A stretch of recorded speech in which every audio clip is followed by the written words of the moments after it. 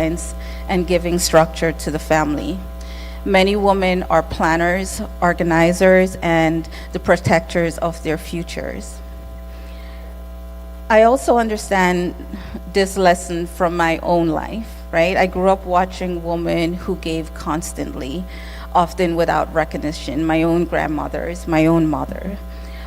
Women, who work hard and carried their families on their shoulders, who believe deeply that children's future could be bigger than their own circumstances. They gave their time, they gave their strength, they gave their faith that the next generation could go further. And through their examples, I too want to be like that. I want to be able to give to my community, to be able to participate and be a part of growing. I want to share with you one story of another woman giving. So while I attended college, my sole intention was to become a fifth grade teacher, an elementary school teacher. I wanted to teach the fifth grade. And I was in the honors program, top of my class.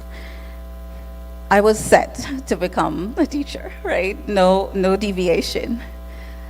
I also roomed in college with, my roommates, and whenever we get into debates or any form of conversation, they would tell me, oh, you seem like a lawyer, you should be a lawyer, and then they would give me like little nicknames, having to deal with being a lawyer.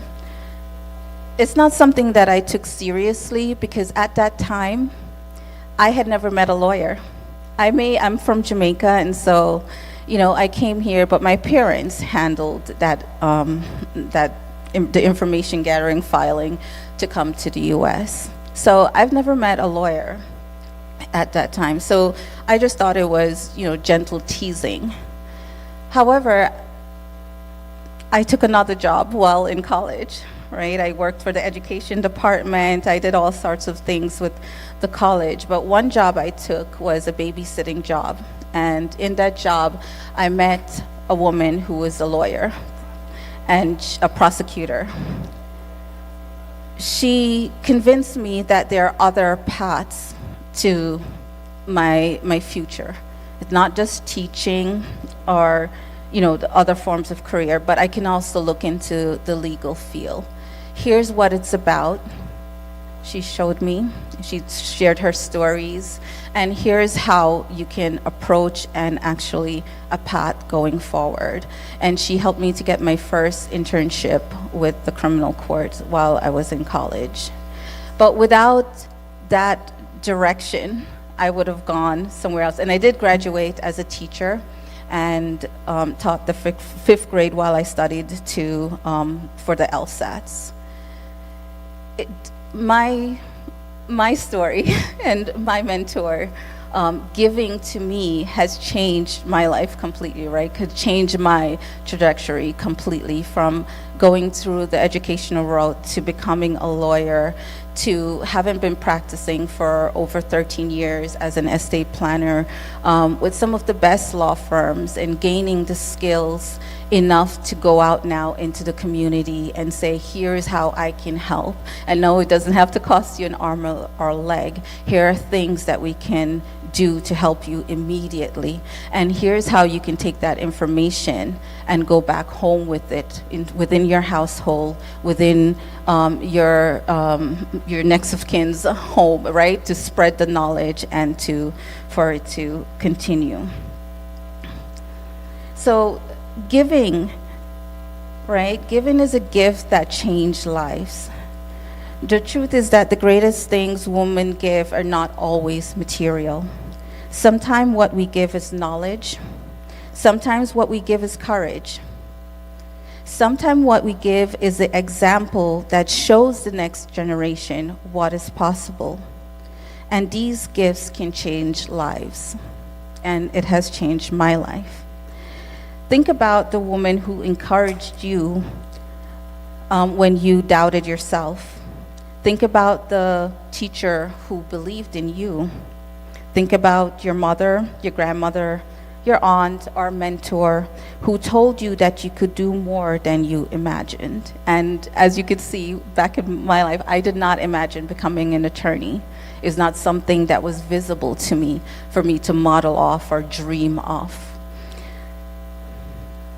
These women gave something powerful, and because of what they gave, you gained confidence, I gained confidence, I gained direction and courage to keep going.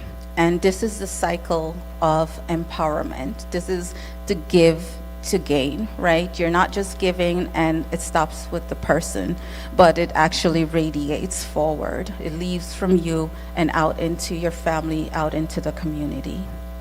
So one woman lifts another, and then that woman lifts someone else. And before we know it, an entire generation has risen. So today, as we celebrate women and the progress we continue to make, I want to leave you with this thought. Each of us has something valuable to give. It may be knowledge, it may be support, and it may be mentorship. It may be simply reminding another woman that she is capable of more than she realizes. When we give these things, we create a ripple effect that extends beyond ourselves. When we give, we do not diminish. We multiply. We multiply strength. We multiply opportunity. We multiply hope. And through that multiplication, we gain something even greater. Stronger families, stronger communities, and a brighter future for the next generation of girls and boys who are watching us today. So let us continue to give encouragement, to give knowledge, and to give support to one another. And in doing so, we'll gain something extraordinary. A world where every woman and girl knows her value, recognizes her power, and the opportunity to strive. I also want to take a moment to recognize something special about this community. The Haitian community has always had a deep tradition of giving back, of investing in education, supporting one another, and creating opportunities for the next generation. Organizations like the Haitian Cultural Heritage Preservation Inc. and programs like the one we are gathered here for today are powerful examples of that spirit. They bring together extraordinary individuals, many of them highly educated, deeply committed professionals who continue to pour their knowledge, their mentorship, and their leadership back into the community. And while today we're celebrating women, we also want to recognize that progress happens when women and men work together to lift families and communities forward. That shared commitment to giving back is one of the reasons this community continues to grow, thrive, and inspire the generations that follow. Many of us come from cultures where women carry families forward with extraordinary strength and resilience. In Caribbean communities especially, it is often women, mothers, grandmothers, and aunts who quietly become the foundation of that entire generation to stand on. Today is a reminder that those quiet sacrifices are not small. They are foundations of entire generation. Thank you for the opportunity to speak with you today.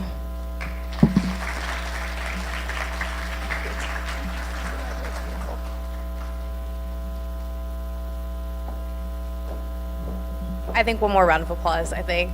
Thank you so much, Ms. Wong. Thank you so much for sharing your stories and your experience. I think so many of us out there, including myself, can resonate with a lot of those experiences, including not being able to see yourself, see a representation of a woman in something of a higher education. But when I had the pleasure of speaking with you earlier, you had said something that, you wish you had this when you were younger, right? And I just think it's incredible that we can now, right, moving on from generation to generation, recognize the importance and recognize the impact of doing that. You'd say that you had never met a woman lawyer, but now there are at least 4 of us here in this room today, right? For the younger children, the youth who want to be a lawyer. They can see that in themselves. They can see that it's something that's possible. So thank you so much again for that. I think at this time, we are going to invite up our panelists who can share some more stories and experiences with us. I would like to invite Dr. Felicia Nicholas to come up, as well as the remainder of our panels.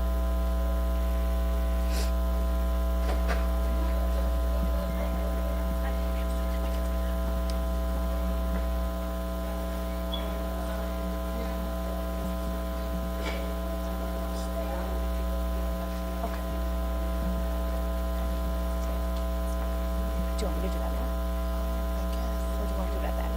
No, because I don't know what she's looking for. So just do it now as they leave. We're gonna get through this. And at the end of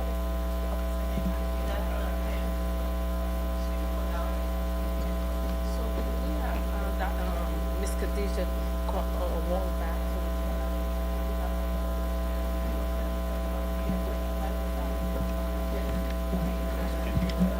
Ms. Wong, we would like to present you with a token of our appreciation today. We have a lovely certificate for you to thank you for joining us today as our keynote speaker.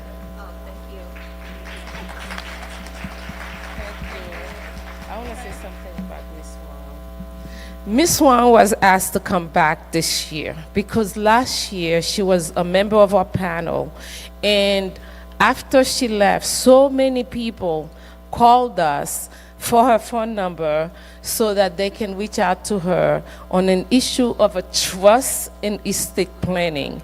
And we really appreciate your giving back to the community and your returning our invitation to come here and present for us and sharing your knowledge with our community. Thank you. Thank you very much. It's a pleasure.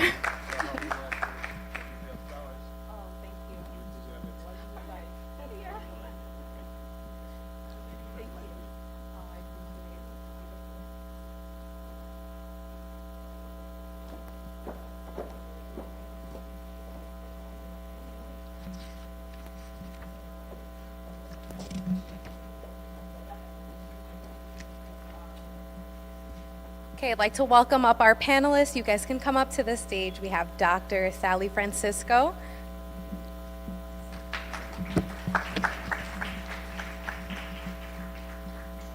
Miss Ivana Naya.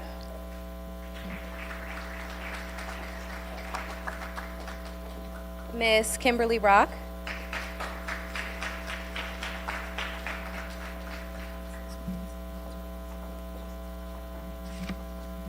Miss Ashley Cruz.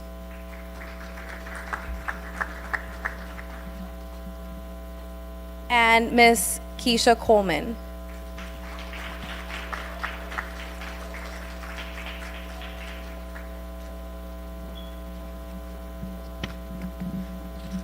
And as our panel moderator, I'd like to invite up Dr. Felicia Nicholas.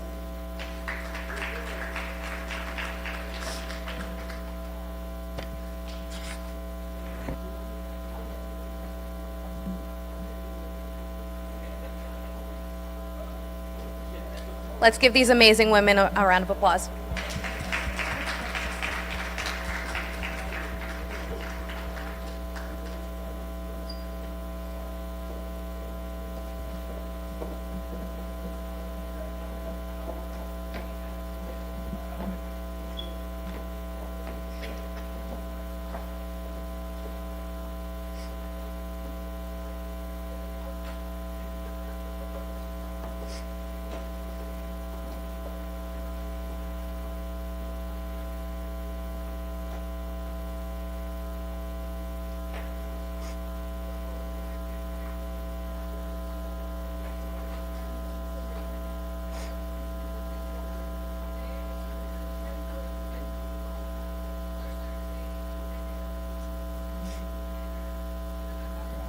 All right, hello everybody. I'm Dr. Felicia Nicholas. I'm going to be leading this panel. So we have a very accomplished group of panelists here today, so let's get right to it. So with our first question, I'm going to open it up to all of our panelists. What does the theme, Give to Gain, mean to you personally and professionally? So we can start, if you want to start, we can start all the way down with. Well, hi everybody. Thank you for having me here. I would say Give to Gain for me basically means about what it is that you give out into the community typically comes back to you based on how your community operates. So let's just say if you're helping cleaning up a park or helping feed the hungry, what ends up happening is that now you can go to that park and enjoy the park as well.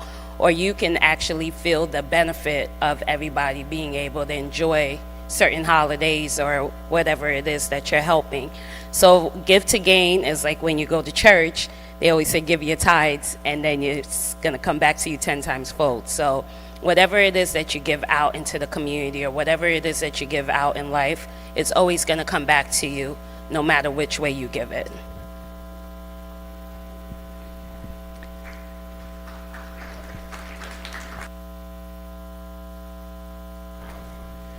Thank you so much for having me here today.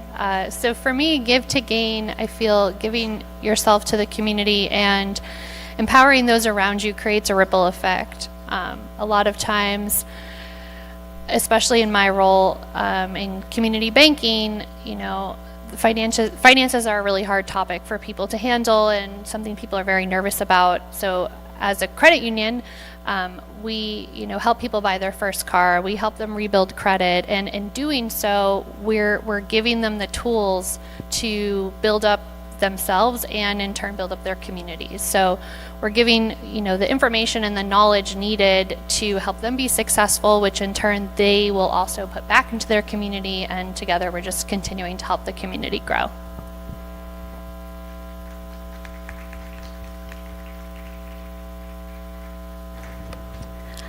Good afternoon, everyone. My name is Kimberly Rock. It's an honor to be here today. When I think of Give to Gain, I really think of investment. I think of legacy. I think of pouring in, especially within the context of the event today, pouring into women the fundamentals that they need to achieve in a professional environment. When I think of Give to Gain, I think placing emphasis on the collective success of community, the collective success of women. So specifically within the context of my profession and being an attorney, when I see younger attorneys, especially women and women of color come in, I do what I can to make sure that they have the assets they need to achieve in the best way they can. I make sure that I make myself open without expecting anything back so that they don't necessarily have to deal with the struggles or apprehensions of the field or worry about expressing specific concerns that they may have to deal with as women and not feeling comfortable talking to someone else about it. So when I think of Give to Gain, it's really about making sure that we are placing everything that we can into young women professionals, and putting them on a pedestal so that they can really, strive through and achieve beyond where we all are as women. So I think that's an essential part of building up women in general.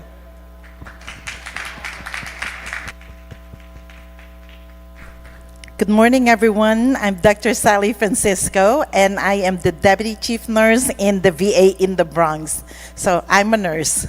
So I think there has always been a stereotype when we're talking about women in the society and women at large, and also as a nurse. I think the expectation is we're going to always give, right? Give and heal. So when I saw this topic and the opportunity came, I gladly embraced it for so many reasons, and I'm sure I'm going to have the time to share with you later on. But when I think about Give to Gain, we always give. As a nurse and as a lady, of my house, my husband is right here, and as a woman of the society, I give without thinking, what am I going to be gaining about this? But for women like us, and starting from when we were little kids, we really give to develop our own character and identity. I think giving is what defines your own character. As a nurse, I tell my children and all my friends, I don't want to be defined by my career. Yes, I'm a deputy chief nurse today, but tomorrow I can just be the regular person. But being born a woman, being born a lady, I wanted to be defined and my character to be someone not based on my profession, but based on I am a woman of good character and good values. So I think giving depends on what you're giving, shapes who you are. In spite of my schedule, people ask me, how do you fit everything that you're doing in your busy schedule? Because you don't count the business. You count and you say to yourself, I'm giving because the community and my patients have something to give. You know, the community will gain a lot. Outside of nursing, I volunteer a lot and I embrace a lot of communities who have health inequity and suffer from social injustice. So that's what I do. I go overseas, I climb mountains, I cross bridge in order to provide mental health support, eye vision support, reach out and read. I'm all over the place. But there's this community that I have committed myself to adopt, and I wanted that too. And I feel that the more that I give to this community, the more that I'm strengthening my character as a woman who cares for everyone. And I think that solidifies also my profession as a nurse, because I'm not a nurse if I'm not caring for anything. Being a deputy chief nurse, I get paid to do my job. But I want to make sure that whatever I do on a daily basis and outside of work will show who I am and the testament of me as a woman. That's all. Good afternoon. My name is Yvonne Anaya. I am an attorney here in Rockland County. I have a full-time job with the Center for Safety and Change, where I help victims of crimes in the domestic violence and any type of crimes. So for me, giving is planting a seed. Planting a seed from a positive perspective, and all the women and persons that I have the opportunity to be surrounded with is given the option that everything that happened in life happened for a reason, and we could turn that incident in a positive aspect. So I give my time promoting a positive impact in the community, and also helping to look the entire spectrum of what happening in the person that has been victim of, a crime. Sometimes they come with trauma. And even though I give them legal services, I also have to be sometimes counseling, helping them to face the most difficult time in their life. So for me, planting a seed is giving to them, not expecting an immediate return, but I know that through the job that I do, I put a positive impact and can change the life for somebody that is suffering.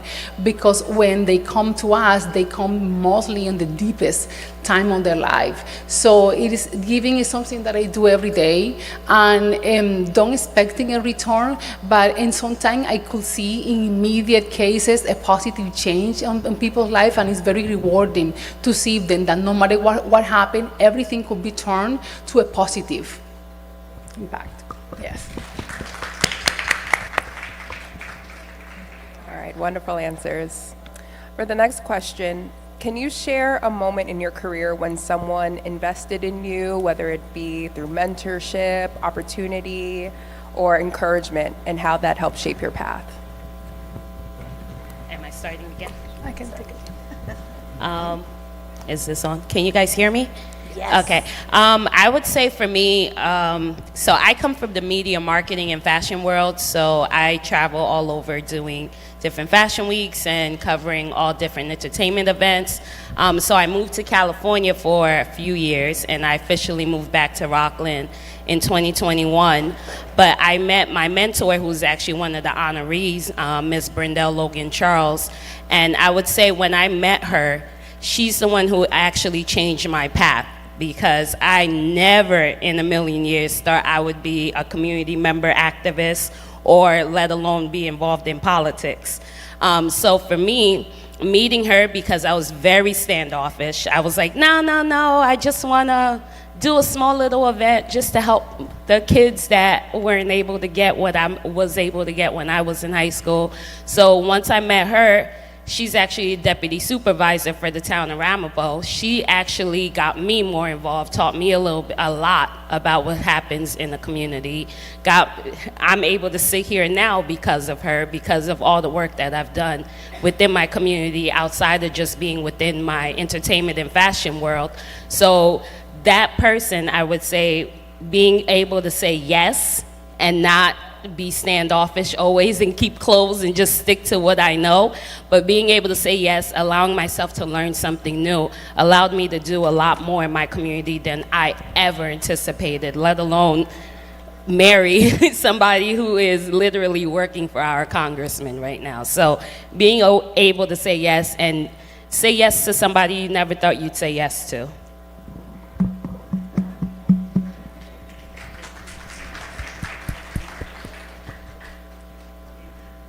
For me, when I joined the credit union, I was very new out of college, and one of my previous bosses, his name was Tony, he really served as a mentor to me. I didn't know what career path I wanted to follow.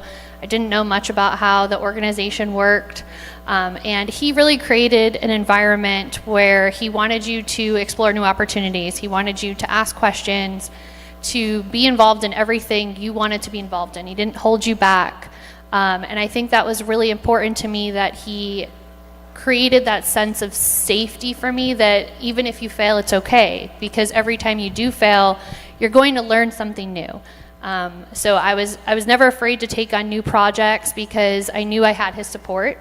And I think that was really important as I, kind of figured out what I wanted to do for my career. I could try a lot of different things and decide the ones that I wasn't interested in and explore the ones I was more. And one of the things that he did for me, especially that meant so much to me as, a young woman in a very business setting, was he gave me a seat at the table. I was invited to board meetings. I put materials together for our board of directors. I was there taking minutes, and I was kind of just this person in the corner. But in being part of those interactions, I was able to learn so much about the organization.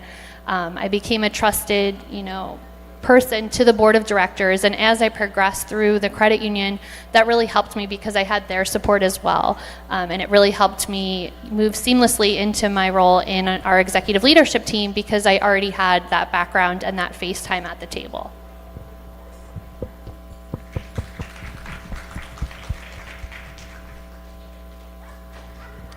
For me, I would say when I think back to a specific moment where I found mentorship and encouragement really helped me was probably 2 years into my first job. I was in an office where there was a lot of turnover.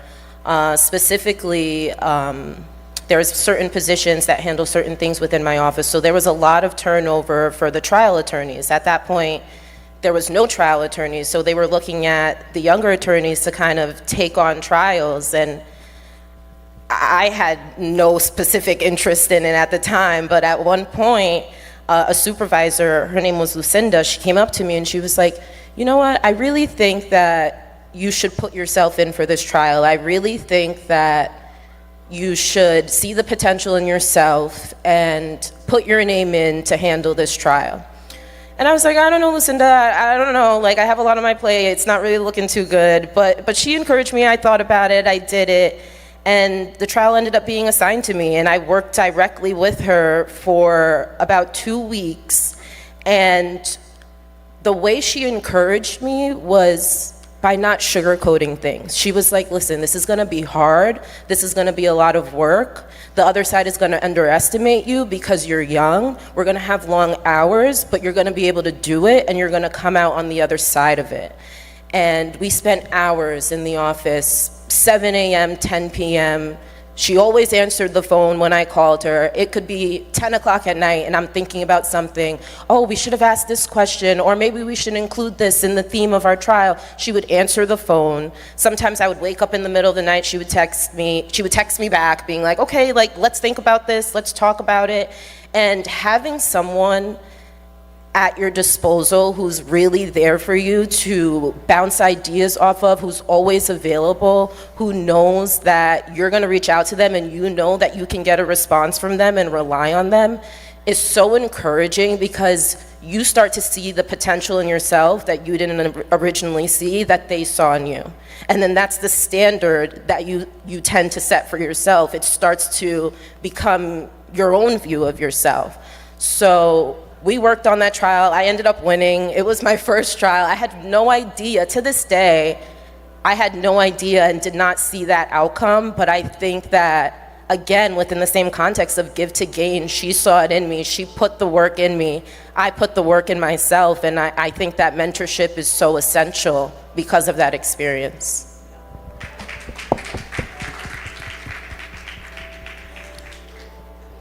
So what really shaped the path to my career? I would say I'd like to consider my professional career, and as well as my personal life, different chapters. I meet a lot of good people along the way, and I could not tell you that only one person led to the path, of me being quote successful in my career according to the definition of society.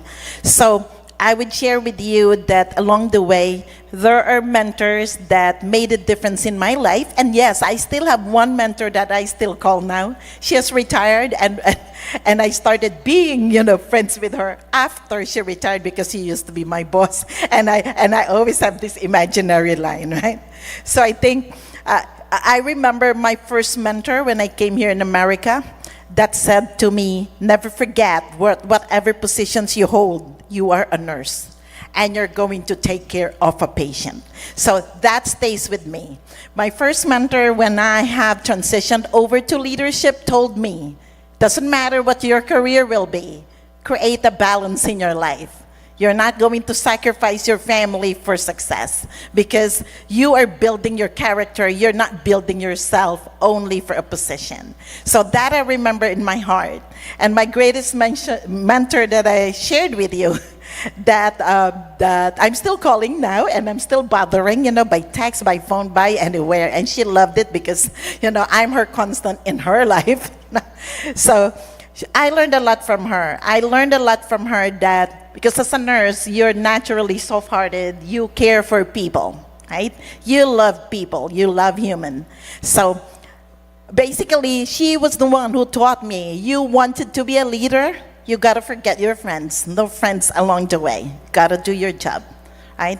And also, you got to be able to make unpopular decisions. So why I still go to her? Because I chose a career path that, yes, I wanted to be caring, for my patients, and yet being a leader, you also need to be firm because you're caring for patients. And therefore, I use all the skills I learned, because there must be balance in, enforcing policy. As a leader, the hardest part is you cannot call your staff your friends. Right? But you still need to care for them, and you still need to make sure that you are engaging them. So with this come my mentor that says to me, mentorship will forever be part of your life, because you cannot be the only good leader, good nursing leader in the world. You gotta multiply yourself, and this is the multiplier role of the leader. So I read at that time the multiplier book, because it makes sense, right? And that's how I learned mentorship and inspired and influenced positively the leaders of the future in nursing. So along the way, I met also a leader who said to me, that leadership is like orchestra, all right? I'm a very competitive person since I was a kid, right? I think all of us, that's why we are all successful. You want to be number one, right? But what I learned from this leader, who also retired, she said to me, you don't sing louder than your team. Because an orchestra, if there's someone playing the loudest, it's off tune. There's got to be harmony, even if no one is loud. All right? And therefore, it taught me that being a leader, you don't need to be loud. You always seek harmony. And so I developed my leadership skill of being caring for my future leaders and my staff, and developing a stronger character of empathy. So I think that there's so many mentors that shape our path in whatever career field that we have chosen. But then on top of it and at the end of it, I would tell you that my greatest mentor, I think, was my grandmother. So she was the first woman who dreamt the biggest dream for me. And I think by her saying to me and my grandfather saying to me, you can be whoever you want to be. Doesn't mean that you're a girl, that everyone will need to step on you. So we're born in what, late 1960s, and at that time, the way that women are treated is not as proactive now, and we still experience some leftover stereotyping of because you're a woman, someone who's not your gender is more equal than you. But I think that's why it's very important to focus on building your character. I'm seeing all the young future women there in the back who provided us with good entertainment. And I am saying to you guys, don't worry about what you want to be, when you grow up. It will come. Dream it, but at the same time, build your character. You start practicing who you want to be right now at this moment, because I think that's more important in creating the path that's going to lead you to who you will be in the future. That's all. Thank you.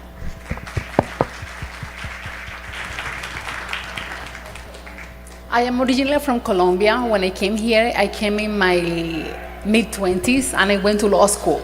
All my family was in Colombia, and I graduated from law school. I was able to pass the bar, but I had no connection, no network here. And the fact that English is my second language made me feel so insecure in the beginning. But even though I have so much insecurity, I always saw myself as a successful lawyer. So they say, fake it until you make it. So I started going to job interview, and I got hired in a very nice law firm here in Rockland County, Des Moines & Associates, and I still connected with them, and I have been working for them for almost 10 years now, and they believe in me. So Desiree de Moya has been a great mentor for me. She believed in me. She gave me the opportunity until today. We still work together in some cases, but see her character, seeing her how devoted she was for the clients, make me imitate her. And she gave me the confidence. She gave me cases when I didn't knew a lot. But I took the cases, and I knew that I had somebody also to back me up to go with when I have, an issue, a problem, and all our cases stem from when we were able to do a outstanding representation for our clients. So in the United States, I want to say that having a good mentor in the beginning creates confidence and gives the opportunity to, in the career that whatever you are choosing, do the best that you can when you have somebody that is mentoring you in the beginning. And even if you don't feel that you have the tools, that you are not 100% ready, just start doing it, because confidence will come after you start working. And in my personal life, my mom has been my mentor. She is a retired judge in Colombia. So seeing the commitment and all the sacrifices that she made to always be astounding in her career made me build my character, as Doctor says, because more than professionals, we are humans, and our character always is going to stay with us. Who you are, the honesty, the integrity, the ethical professionalism is so important in whatever field you are, in all personal relationships. That will speak loud about who you are. And that good energy that you have will create having mentors around you. And I was never afraid to ask a question to even my opposing party in the beginning. If I didn't know what was the step in a court, I can ask it, hey, I am a new attorney, what can I do? And I always find somebody that was able to help me. Even though my insecurities were inside of me, I never let them show up. So I entered to court looking like I own it, but I knew inside of me that I was afraid, but I say, no, I am more that the fear or the intimidation that I can have in the beginning. Yes.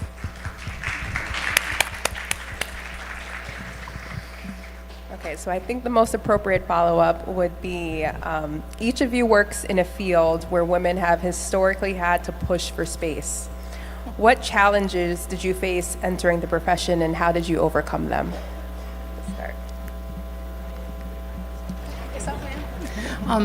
As I say, in my particular case, the fact that English was not my first language, and I am a graduate to be able to speak in a courthouse in an adversarial proceeding.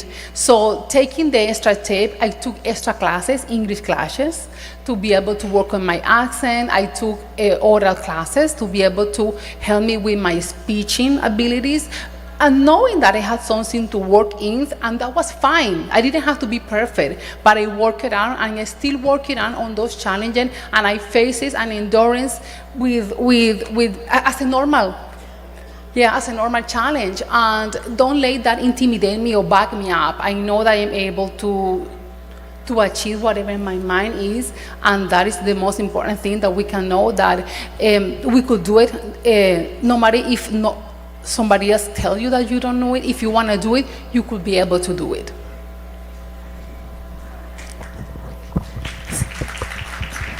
So I think as women and as immigrants right here in the United States of America, I came here in the 1980s, and at that time there's still, you know, a lot of like cultural incompetence, you know, laying around. So I would see like physicians prefer to talk to male nurses, who are very few at that time. And I was so glad that nursing actually was a women profession, because I think that's one of the venue, you know, that we women can prove our power, right? Because we're healing the world. So when I took over my doctorate degree for my dissertation, I chose to embrace my other passion, that's cultural competency. I studied the effects of nurses' cultural competency on patient experience and patient satisfaction. So the reason I did that was because I've been victim also of cultural incompetence, you know, I'm gonna call it, not just at work, but also in the community. And I find that, because like what I said, we're all competitive. I think we women, and I read a lot. I wanted to know a lot. I'm very curious. I grew up watching the people I want to be, and I grew up watching the people I don't want to be. So, and somehow in my mind, I'm creating this thing. When I grew up, I wanted to be strong like my grandmother, who can decide. My grandfather is a major, and yet there was equal partnership. And I think that was my first exposure of cultural competency. But when I went to America, it wasn't the case. The hospital that has petitioned for my working visa was in the Bronx. So, you know, in the 1990s, it's not really as nice as it is now. So, but instead of like camping there and saying this is a society that doesn't treat women like this, like what I said, I developed that passion of cultural competency, and also I said to myself, this is something I'm always going to integrate. I've been a nurse educator, and I advocated and said the competency statements of every nurse must bear cultural competency statement. And I make sure that all the curriculum of teaching for the future nurses, whether at the bedside or nursing leader, includes also cultural competency and also diversity and equality. And it's because this is a problem that bothered me. I figured solving the problem is going to be what makes sense more than wallowing it and just, you know, letting it be the experience of future women like me, and especially diverse women. And I think I wanted to focus more on solution on that part. And also, I think by volunteerism and also making sure you're doing something about it and showing people, inspiring other people, and sharing that, you know, passion of you is the way to really tackle down the lack of knowledge and competence when it comes to the field of, you know, segregating the gender and equality among women and other gender. So my vision for here that, you know, when I got employed in the VA, we love acronyms. There are 1 million acronyms that sometimes I couldn't remember them all. So I call it my WWB. I call it like Women Without Border, because I find that being raised as an immigrant professional in the Bronx, I was already in the middle of the melting pot of, of immigration and race and ethnicity, and that shaped my cultural competency. And my Jamaican sisters there introduced to me my favorite breakfast of Aki, and my Hispanic sister said, no, our codfish is better than that. So we had a good time, and I think that I'm calling upon all the women in here to let's all focus on that solution so that we break down the barriers, because that's the only way that if we break the borders, without the borders for us women, we are going to be succeeding more.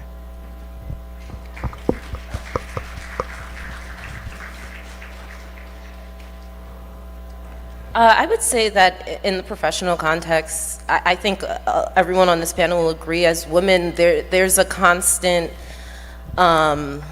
underestimation that comes with women. When you show up in a professional setting and you're a woman, for some reason, you automatically get underestimated. And sometimes, well, specifically in the legal field, it tends to be a boys' club. And they tend to think that women won't show up to the occasion, that we won't be prepared, that we won't be on our P's and Q's, that we're not ready to fight back, that we're more sensitive or softer in nature. So I think that those struggles kind of set a boundary against women, and that's why I think that it's so important to be over-prepared, to be ready to beat those things that are set on women at the outset, to make sure that you're not being underestimated, that you're actually over-prepared. You're not going to sit there and tell someone something that is incorrect. I think that it's important to make sure that you show up every day as best prepared as you can, and sometimes to even let people underestimate you, because then that they're not fully prepared, but that you came up showing your best, showing that you know everything that you need to know, and kind of throw them off their game.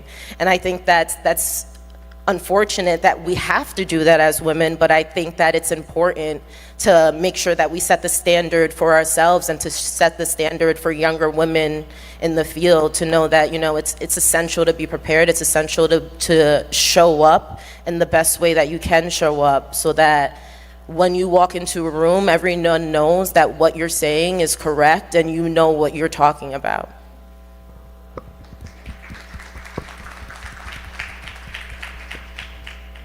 So I'd like to say ditto, because I feel like what I was going to say was very, very similar. So as a woman in the financial industry, not to steal your word, it very is much a boys' club. If you think about, a lot of the large corporations out there, there's a bunch of older white men at the top.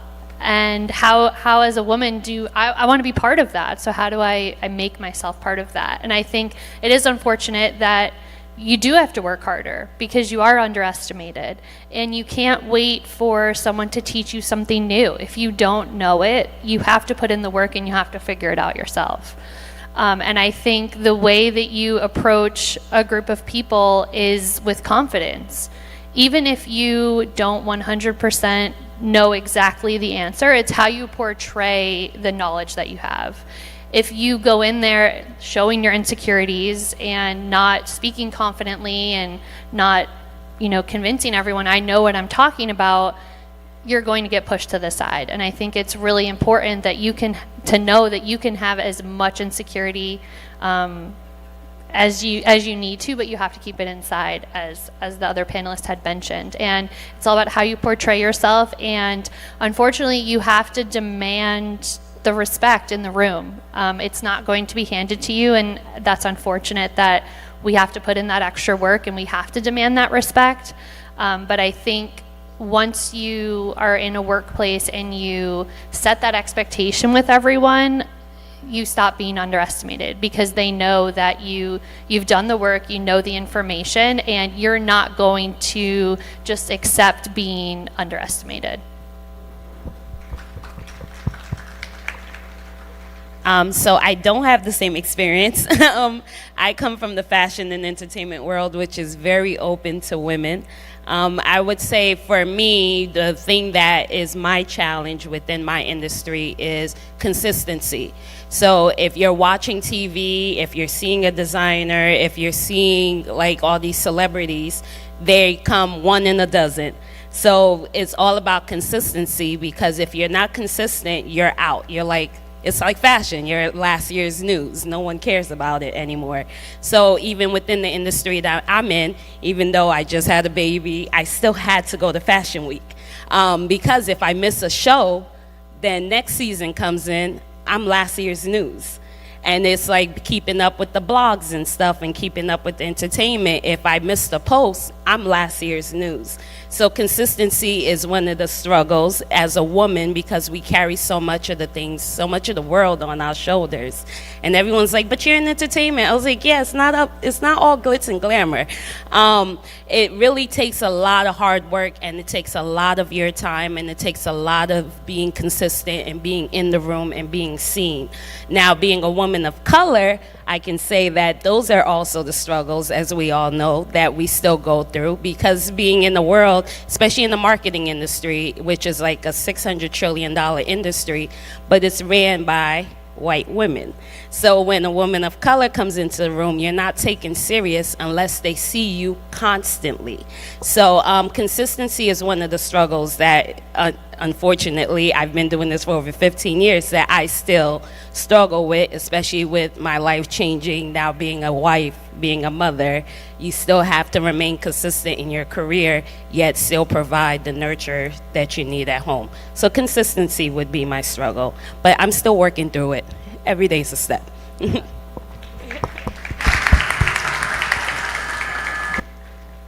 All right, I think one last question before we open it up to the audience. So audience members, be prepared with your questions. So my panel, for the young women in this audience who are still exploring their career paths, what is one piece of advice you'd give them, something that you wish that you had early on, before starting your careers?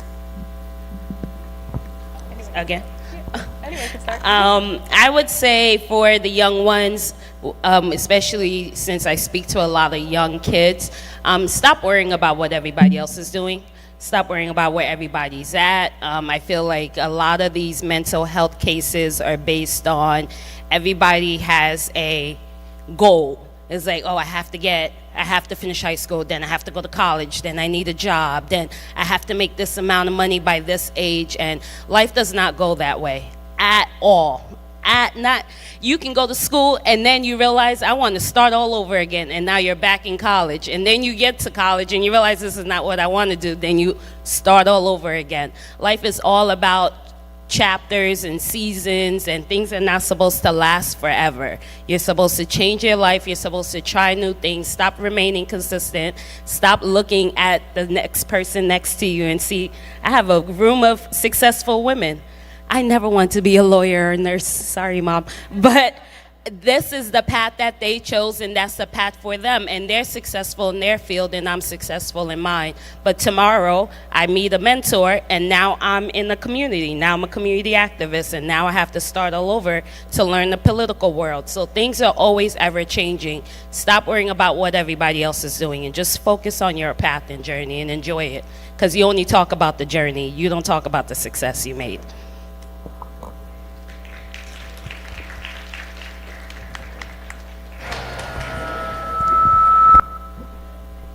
For me, I would say the most important thing is to remain flexible and remain adaptable.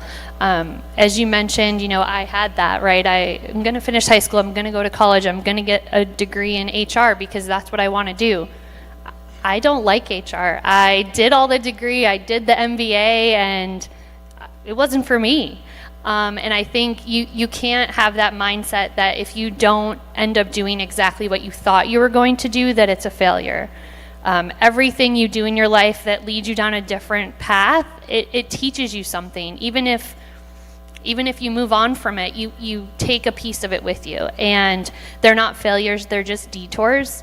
And I think if you stay so locked into where you thought you were going to get to, you'll be discouraged.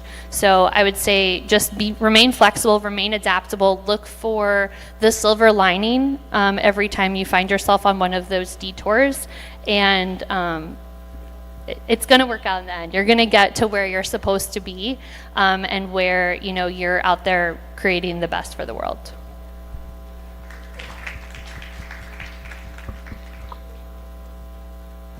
I think what I would say for young women is to make sure that you're surrounding yourself with supportive people and people who truly want to see you succeed.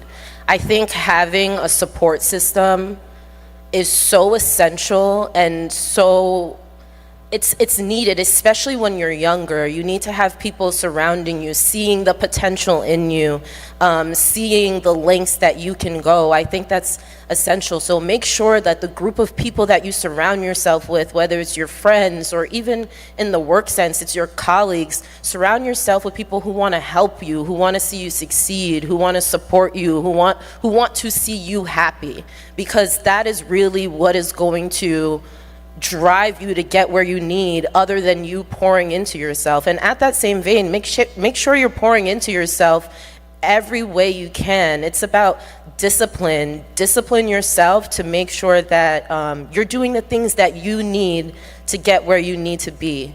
So discipline yourself, surround yourself with good people, and like the other panelists said, don't compare yourself to people constantly, especially in the current world with social media. It's so easy to compare yourself constantly to people on Instagram, on TikTok, on Twitter, whatever it is. It's really like a comparison game. You see people get to places and you think, oh wait, I should be there, maybe I should be there, maybe I should be doing this. No, you need to water your own grass. Don't compare yourself to other people. Water your own grass and you'll see it grow, and you'll see yourself get to where you want to be when you discipline yourself and pour into yourself. So to the young people out there, so if there's anything, I'm sure you're not going to remember everything that we said today, but I'd like you to remember that you are the one who shape your own identity and character, and it's okay not to be the Wonder Woman. So, although I have this icon of Wonder Woman on my desk, because that's to tell me this is everyone's expectation, but it does not need to be the truth, right? You just need to be the best of what you're doing currently. Because doing the best in your own current task right now, if you're high school, enjoy high school, try to learn as much skills as you can that you enjoy the most, that's what's going to be shaping your character. So, and also, like what one of our colleagues here on the stage said, enjoy the journey, all right? And I usually tell people that I come in contact with, the nurses who are like, oh my gosh, I'm so stressed. And I say to them, if there are 10 steps in the task, right? Do not jump to 10. Or if you're in number 1, don't look up to 10, because the 1 to 9 tasks seem many. When things are so big, that because I find that our own enemy is ourselves, the expectation, the big goals we put in ourselves, and we think sometimes, and it's a cause of mental health, that we're not able to accomplish. And I tell this to my younger son too, when everything gets so big, chop it up and say, I'm only focusing on the number 1 step. As I'll never get to number 10, the 10 steps are too, overwhelming. Do what you best in the 1. And so what if you complete 1? If you complete only 1, that's okay. You found new interest, that's okay. You don't need to be the Wonder Woman. And if you succeed in 1, well, now it gave you a time and also a leverage to go to number 2. You're just one more step closer to the goal. But you can also reverse it.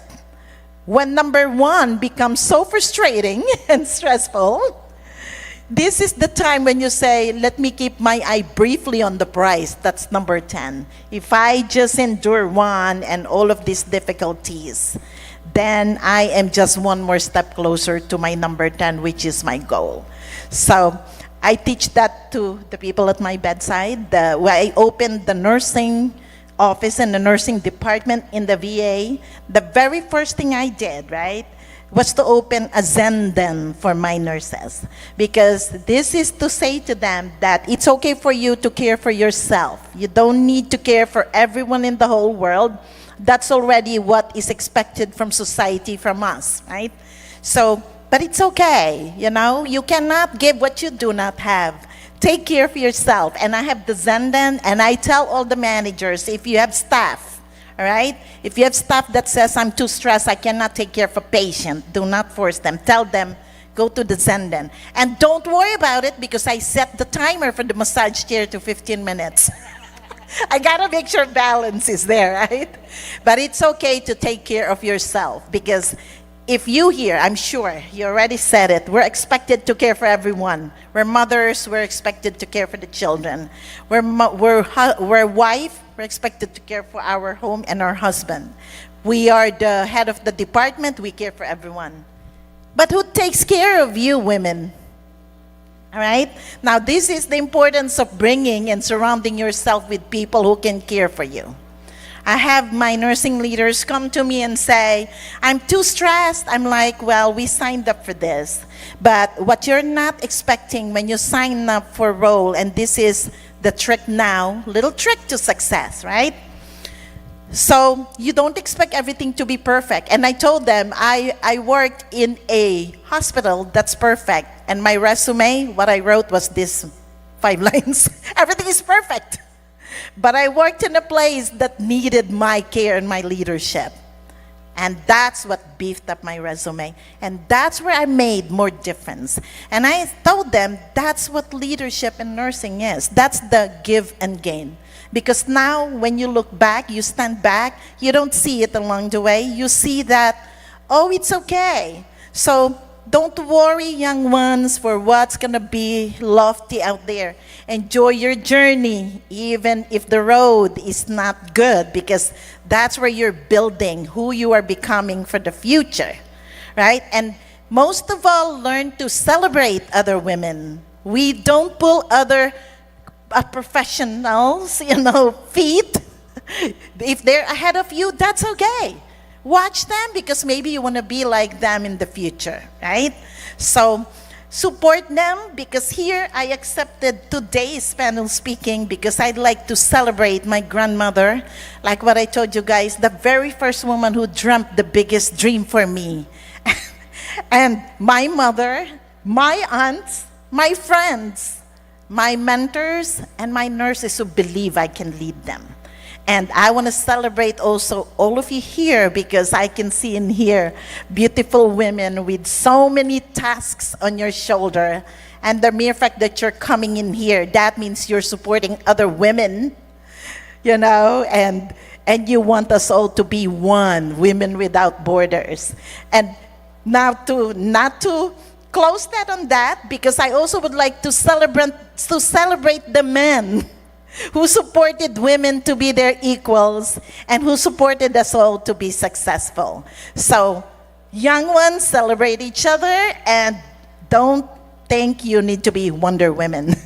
That's all.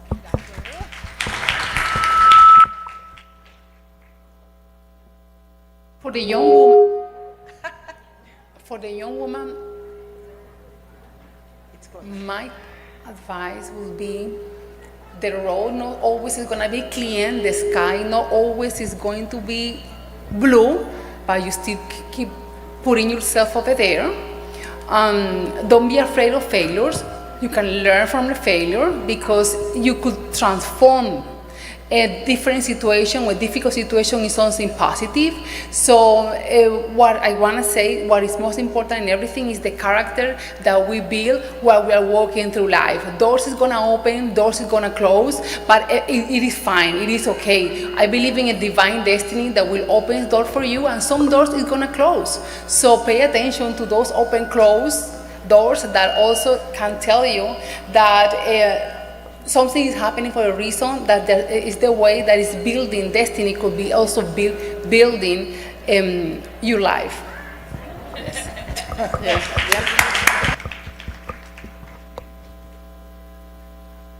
All right, so with that, I'll open it up to my audience if we have any questions for our lovely panelists.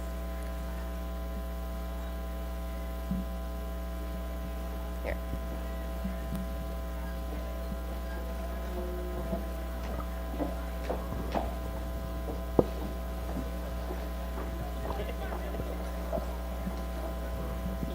Thank you. Ashley, what do you find are some of the biggest financial mistakes made by women? And maybe I won't get another chance to ask a question, but I wanted to open to the panel with a second question. What tips do you have for, women in this entire group about just kind of psyching yourself up to walk into the room? Ashley also spoke about being flexible, and Ms. Rock, you talk about, going into a room where it is, you're the only one that looks like you most of the time, right? Whether it be of color, whether it just being a woman, right? And I've been in those situations myself. But how do you psych yourself up to actually take a seat at the table and not move back when all your instincts are saying that you should, to open that door when you're saying, I'm not even going to pronounce that word right, I should just not even bother right now. So that's for the panelists. And then Ashley, if you can give any, advice or just some mistakes that women are making financially and how to plan for that. Sure. I would say what we see most in women is a lot of times they let the male in their life take care of their finances, right? What happens if that man, isn't there anymore? They don't know what their mortgage company is. They don't know what company, has their auto insurance. So just be aware of what's going on in your life, and you can be equals, and you can both put your money towards household expenses, but know where it's going. I would say even a lot of older women come in and their husband passes away, and they say, I've never handled our checkbook. I don't even know, I wasn't even sure what bank we bank with. So, definitely, I'm not saying you have to be in control of all the financial decisions, because I think that's important in a partnership to, be equals in that. But be aware of what's going on so that if you tomorrow find yourself in a different situation, you can feel confident and independent and in control of what's going on financially.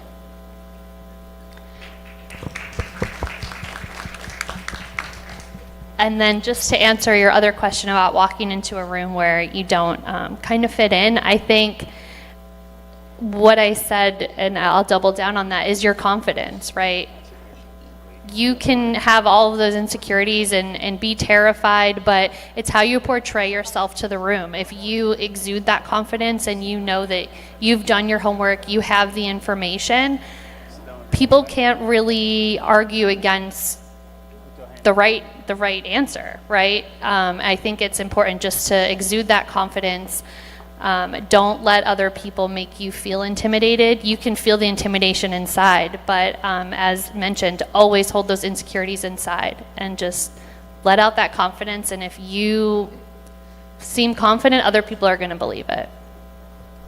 I'm going to answer as well to piggyback off Ashley. The confidence for sure. As a public speaker, I would just say I just walk into a room and I just speak. If I make a mistake, I make a mistake. How many of us watch the news and see how many of these reporters make mistakes on a daily basis? We're not perfect. So for me, it's one thing I was taught by a public speaker was that if I make a mistake, make a joke about it. Make everybody else laugh about it, because they're looking at me saying, oh my God, I can't believe she's up there, because 9 out of 10, they can't do what we could do. So if you make a mistake, you make a mistake. If you fall, you get right back up. And just walk in with confidence and be happy. If you're happy, everybody else exudes off of what you're giving them. So if you give 20 times more of the confidence and the happiness, everybody else is like, ooh, she looks so happy. I want to know what's going on. So just be happy and just be yourself. It doesn't matter.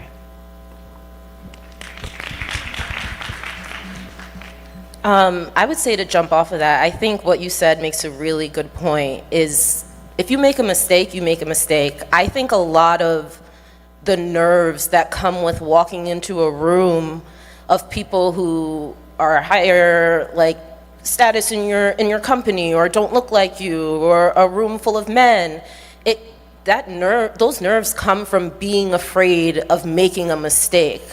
And you have to go into a room not being afraid to make a mistake. And that's not easy. It's definitely not. It's hard. No one wants to mess up. No one wants to make a mistake. And then you go home and you think about it. You're like, oh my gosh, the mistake I made, and you dwell on it.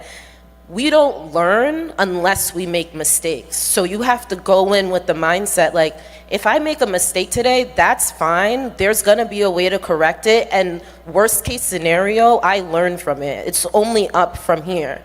And I think that what goes with that is the confidence part, but also fake it till you make it. Unfortunately, like, that's just something that you have to do. Like, if you go in there and you're like, okay, you speak to yourself, you talk yourself up, you say, I'm going to go in there and I'm going to do what I have to do. That's kind of the pep talk that you need to give to yourself sometimes.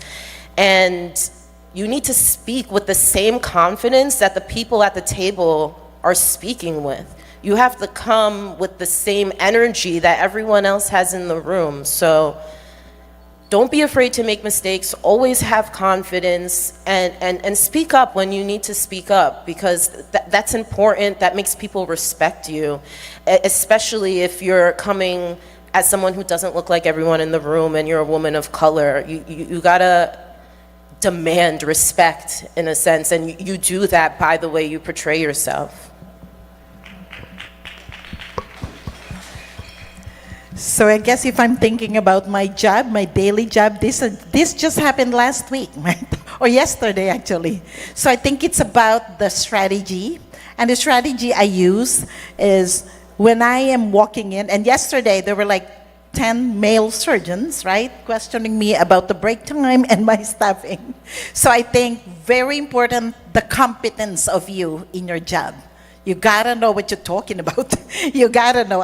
I don't come unprepared, like what you guys said. And also, I don't focus that, because you're all male and I'm a woman. I focus and I make myself and I psych myself thinking about the purpose of why I'm going to be in this room. And because I am a nurse leader, I always want to make sure that I have this strategy and ability to focus everyone in my meeting, that we're all meeting because of patient care. Because it's the veterans and the patients right in the middle of this conversation, and it's not about any nurse or anything else. I think that strategy, and also thinking of yourself, like what I said, it's all about being in an orchestra. We must work together instead of against each other. So, and that's how you're going to be leading the conversation and focusing them on, there'll be people who will challenge you thinking you don't know what you're doing, and you must have this strategy and ability to just say, I understand, thank you for that concern, let's go back to the topic, and then steer them in the direction that can lead us to solution to improve and achieve whatever patient care that we're discussing about. That's all.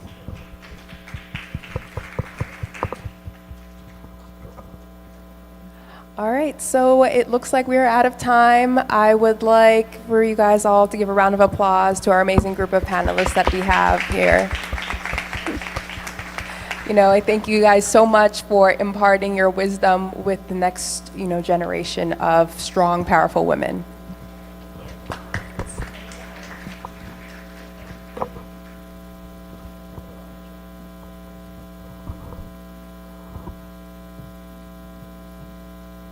Thank you to each and every one of you for taking the time out to come and share your knowledge with our community and to be part of International Women's Day. I hope that you will stay a friend and not be a stranger, and we will see you next year.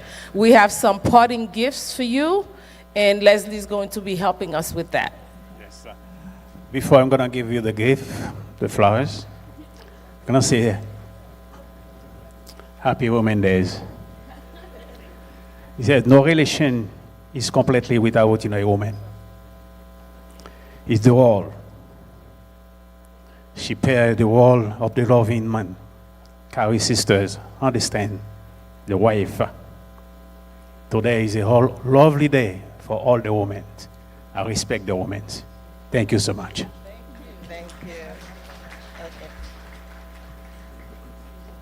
So, Kui, we would like to present you with a token of our appreciation. Ashley. Miss Kim, Thank you very much. We got Ashley. Ash. And okay, so let's take a picture.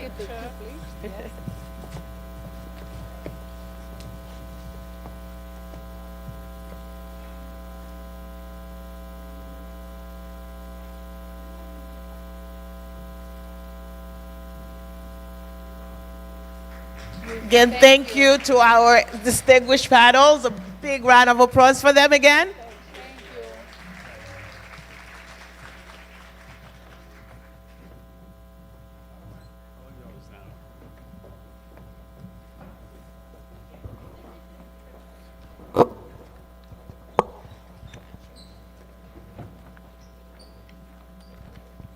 No, thank you again to our panelists for sharing their stories, sharing that experience with us. Something that really resonated with me was, obviously seeking mentorship, right, and being able to have that and be that.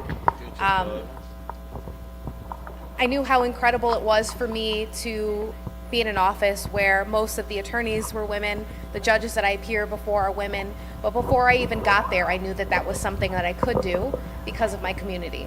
When I think back on the biggest influences and the strongest mentors that I've had in my life, they were the people who were the closest to me. My sister, who has taken a completely different career path, is a dentist, right? But my biggest mentor, I saw the work and the ethic that she put into things, and I knew that I could do it. My cousins, my mom, my aunts, everyone around me. So I think how incredibly important it is to just be a kind of stand-up woman for the individuals, because you never know who's watching. So at this time, I would like to welcome back our Rayon's Praise Dance kids, who are going to give us another performance.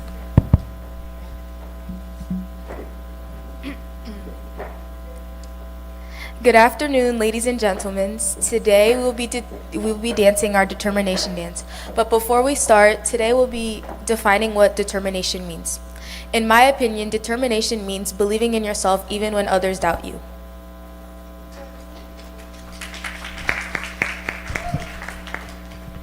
For me, determination means having the courage to keep going even when things are difficult.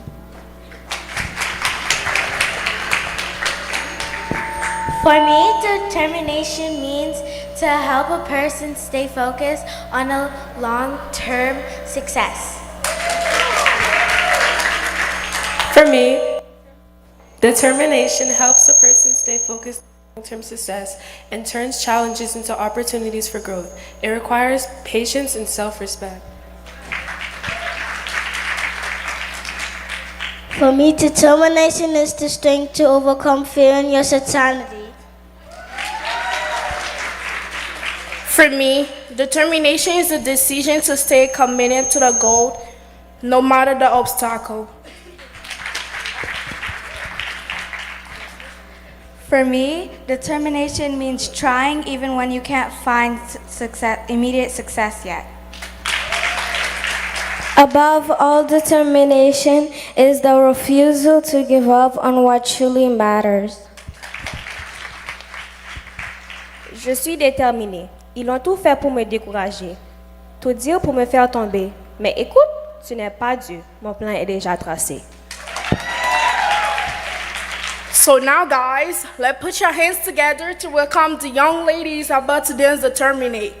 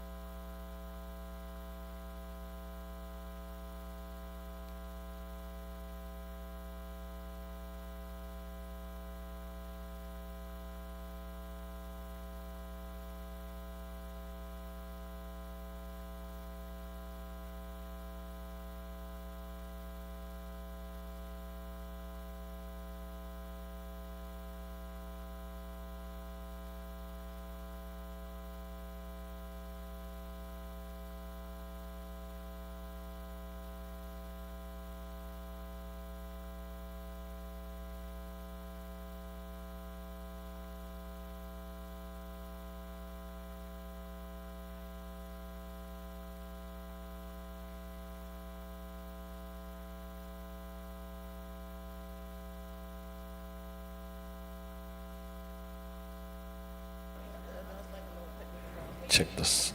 This.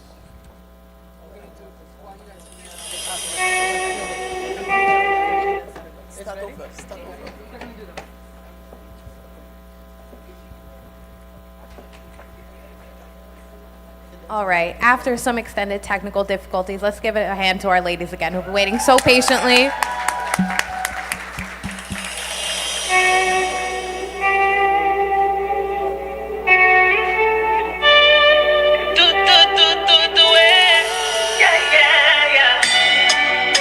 Richel, c'est moi.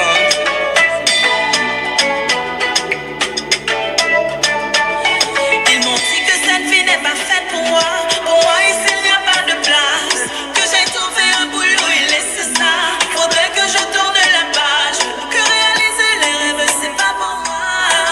Faut pas te donner autant. Devant l'adversité, moi, je prends mon temps. J'arriverai tôt ou tard. When I set my mind on the thing I'ma do it. I came for the money and the game, I'ma get it. Right about now, the sky's no limit. I know that I can, I'm gonna make it. Treat it down, treat it down, moi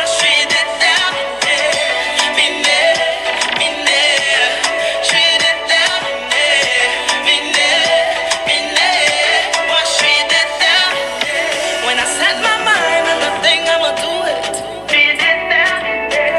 I came for the money and the game, I'ma get it. Ils sont bien assis dans le noir. Et puis quoi, je vais échouer. J'ai fait des albums et j'ai fait des scènes. Et aussi dépassé la vingtaine. Ils ont tout fait pour me décourager. Tout est pour me faire tomber. Mais écoute, tu n'es pas Dieu. Mon plan est déjà tracé. Cause when I set my eyes on the prize, I'ma get it. I came for the love and the game, let's do it. Right about now, the sky's no limit. I know that I can and I'm gonna make it. Treat it down, treat it down, moi treat it down, treat it down, moi treat it down.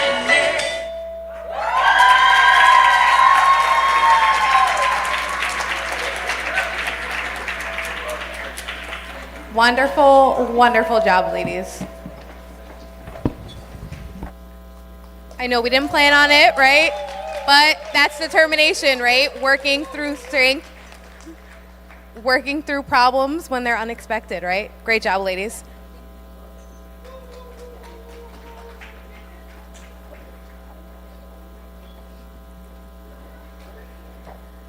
All right, at this time, we're going to be recognizing some young women.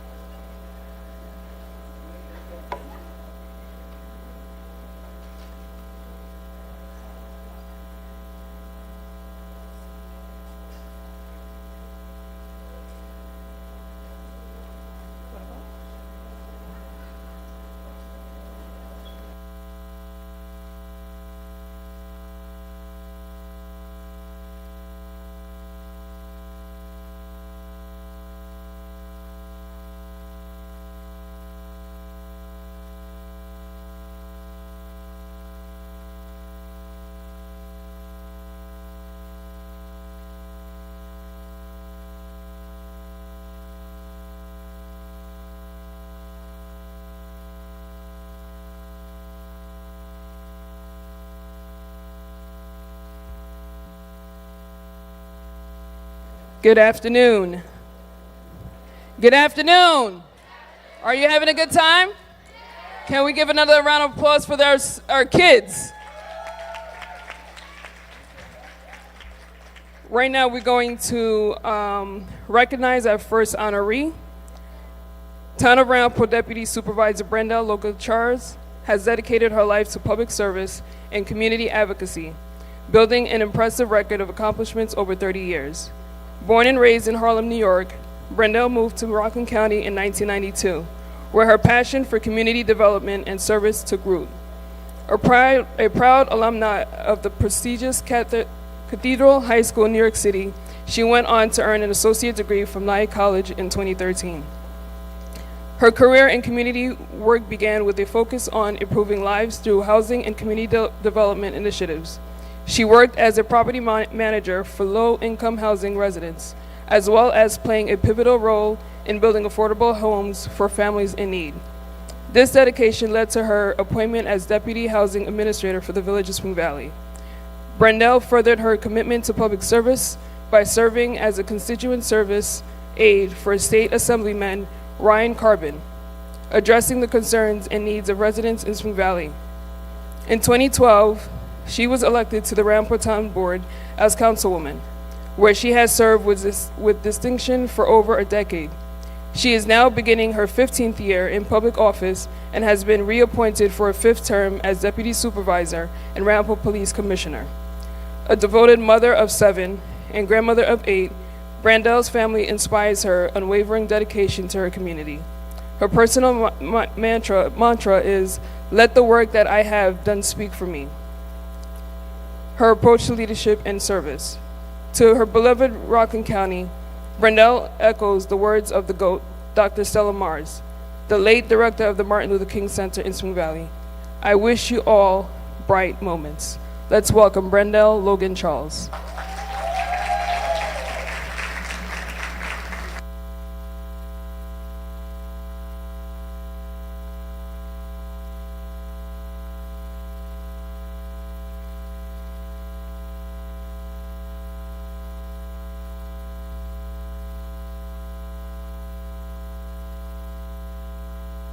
Good afternoon, everyone.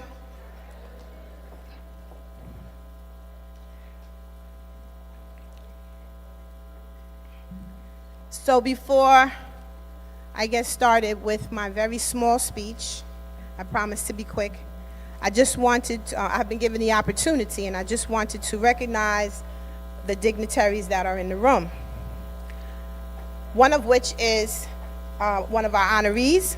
So in no specific order, the Honorable Teresa Kenny, the Orangetown Supervisor. And she is the first woman supervisor for Orangetown. Here's another first, the Honorable Donna Silberman, the first woman to hold the office of Rockland County Clerk. We hear the first, right? The first. We have also the Honorable Annie Paul, legislator, Rockland County.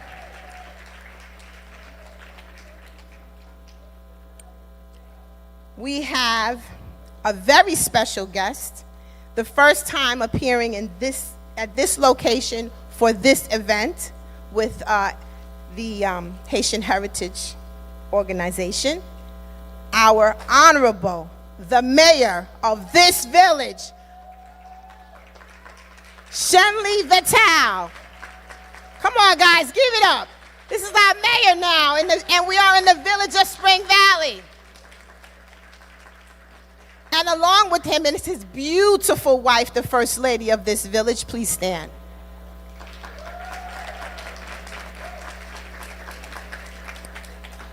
We are so very proud to have a Haitian mayor. Agreed? Yes? All right. Very important for our people to be able to understand how important it is for us to have that cultural connection.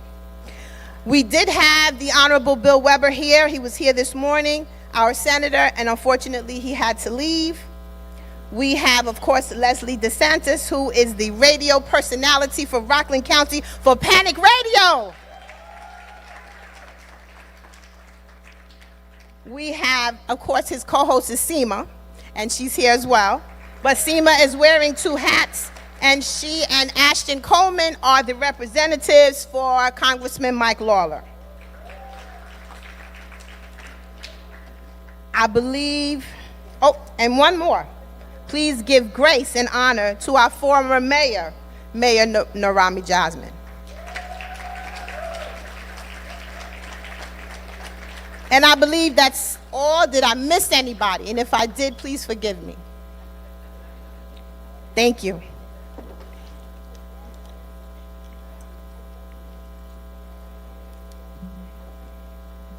Just give me 1 second. In recognition of International Women's Day, this young lady here, Betty, please come. Please give her a round of applause. It's not easy putting on a production of this size.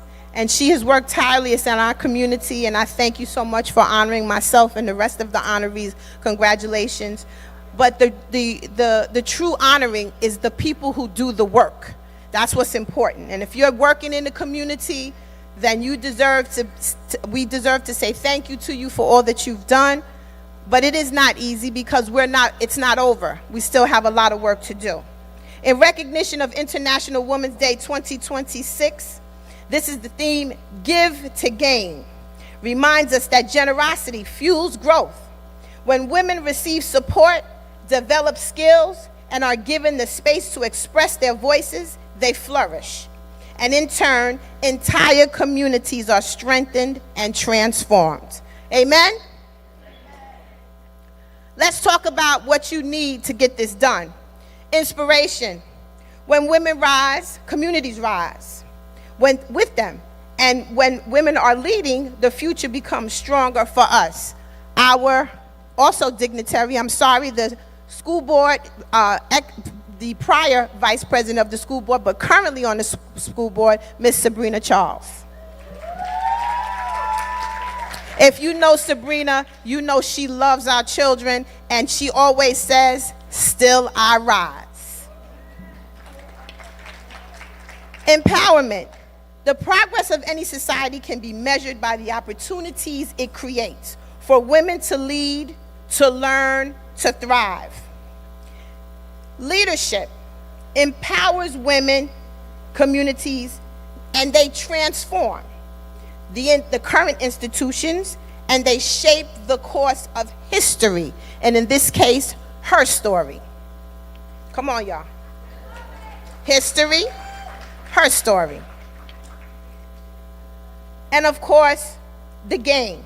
When we invest in women, we are not only lifting individuals, we are strengthening families, the children, communities, and the generations to come.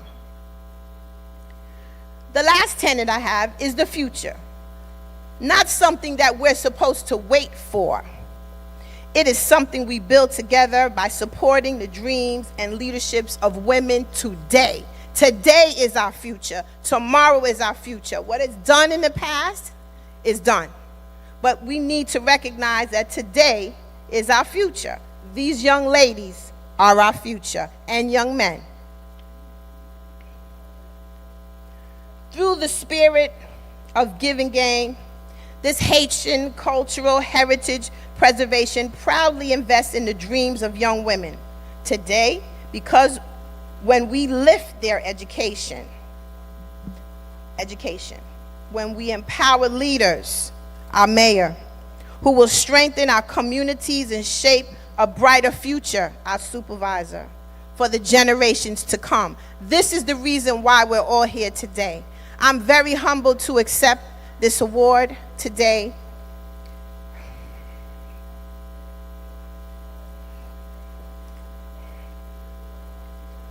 And I'm not going to cry. But I want to thank you. I have 8 grandchildren, as I'm very proud of, as you see. And one of them is a young Haitian young man. And as I take this award, I think about all of them, but especially him. The challenges that he won't have to face because we're doing the work for him. Because all of our children, black, brown, and white, they need an opportunity. We need to open the doors for them. We cannot keep the information to ourselves. We need to spread it and spread the wealth. Information is power, and that highway is very busy these days. Lastly, here's some tips. Women need to support women. We don't need to hate on each other. We're all beautiful in our own right, and we're all so very intelligent, and God himself gave us the opportunity to have children. What an amazing thing. I know sometimes that could be a little tricky, because some of our kids, you're just like, ooh, you know, they can make your hair a little gray. As you can see, I dye mine. But most importantly, we need to stand together, because there are no other power on this earth but the power that a woman. We can work, we can take care of the kids, we can have a job, we can drive the entire football team to where they need to be and be back in time for laundry and take care of the dog too. We do it all, and let's continue to do that. Let's continue to show up for each other. Let's continue to stand together. Ladies, bring somebody with you when it's time to vote. Voting is very important. Our ancestors died for the right for all of us women to vote. We must go to the polls and show the support for our people. Our work is far from over. Let's teach each other what this community is about, how strong we are here in Rockland County, in the town of Ramapo, in the town of Orangetown, and most importantly, in the village of Spring Valley. Let's go do the work.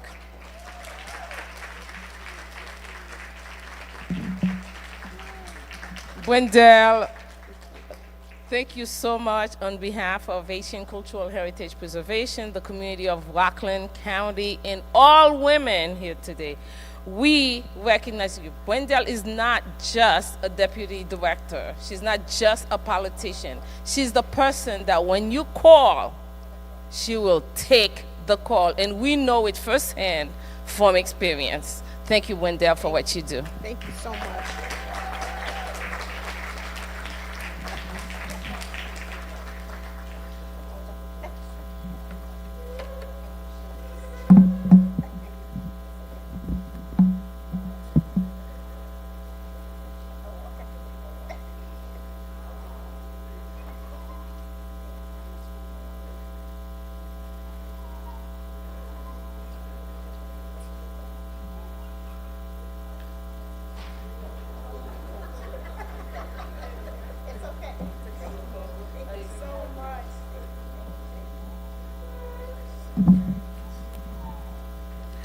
We are a bit behind in time, and we were scheduled for a break, but Wendell had to step away, so we had to do her. We will take our break, 15 minutes, and then we're coming right back with all of the awards and the scholarship recipient. Thank you so much for your patience. Now is your time to go take a look at our vendors, do some shopping. I know they're waiting for y'all. And there's also refreshment in the back, so enjoy yourself. Come back in 15 minutes, and then we'll get rolling again.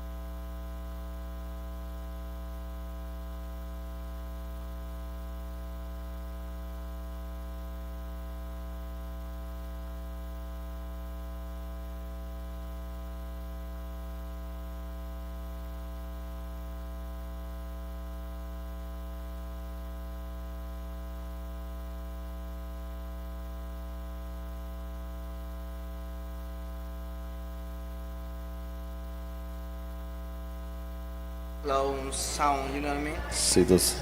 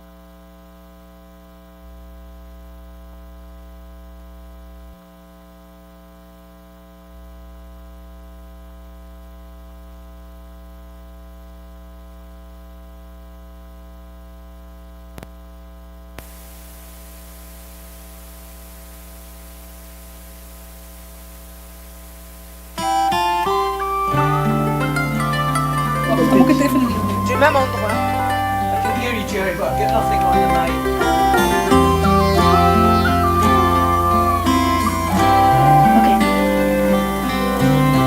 In Kigali, she wakes up, she makes a choice.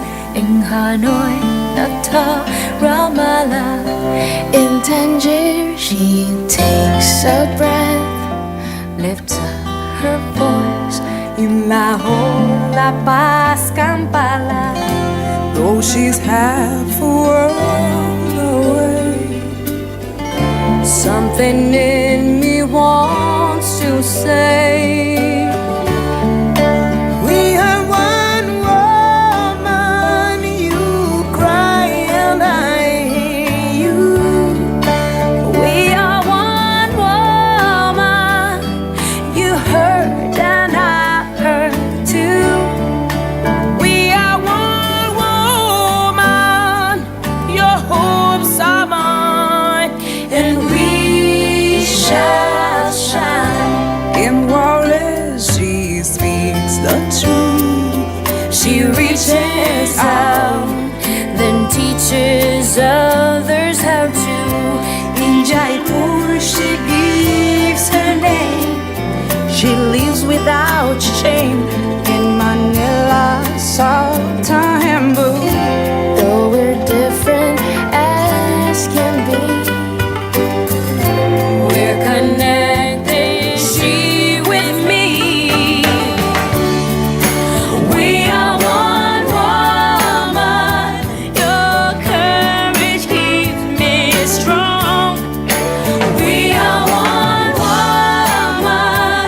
You sing, I sing along. We are one woman. Your dreams are mine, and we shall shine. We shall shine. And one man he hears her voice, and one man he fights her fight.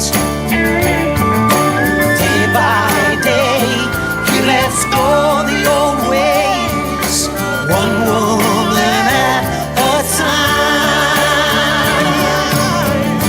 Though she's half a world away, something in me wants to say, we are one woman. You're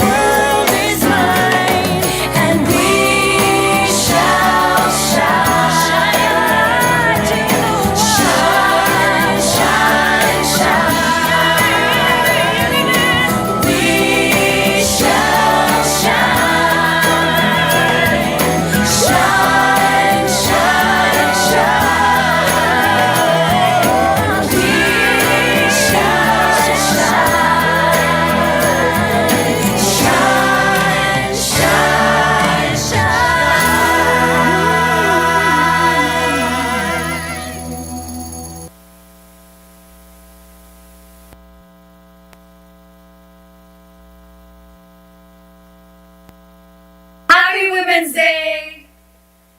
This project is really special in that.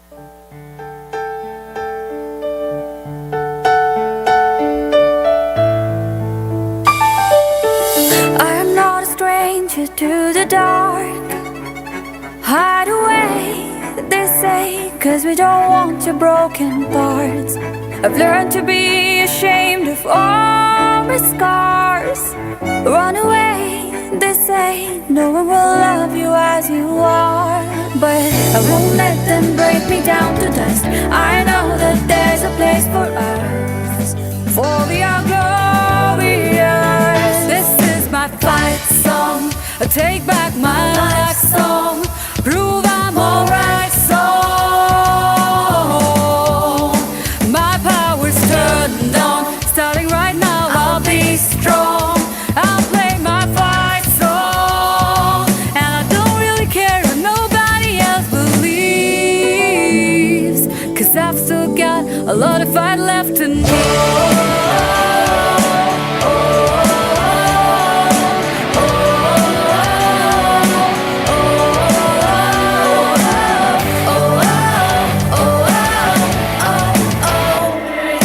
Another round of bullets hits my skin.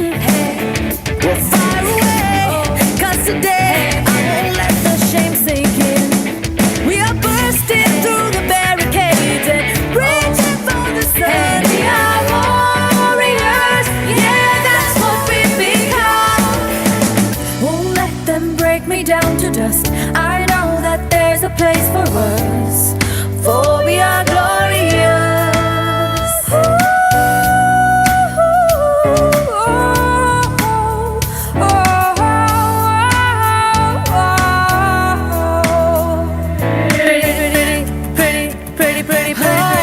Pretty, please, don't you ever feel like you're less than perfect. Pretty, please, if you ever feel like you're nothing, you are perfect to me. Like a small boat on the ocean, sending big waves into motion. Like how a single word can make a heart open. I might only have one match, but Please I can take make your it seat. We have to try to start back, please.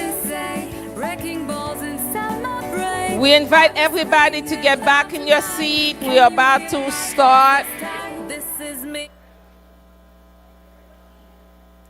I hope you enjoy your brief break, but please, the vendors are going to still be here. You're going to have plenty more time to shop.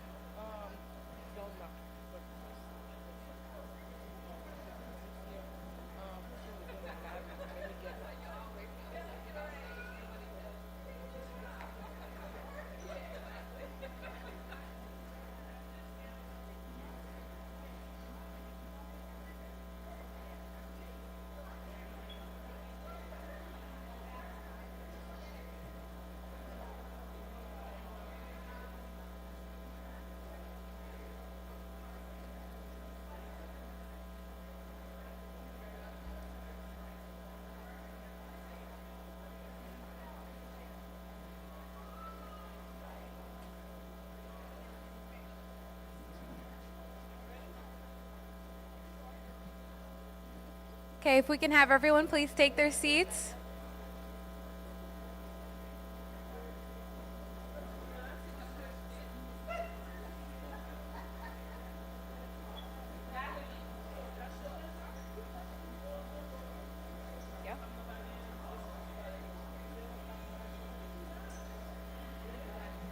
All right, if everyone could please take their seats, we'd like to present our next honoree for the afternoon.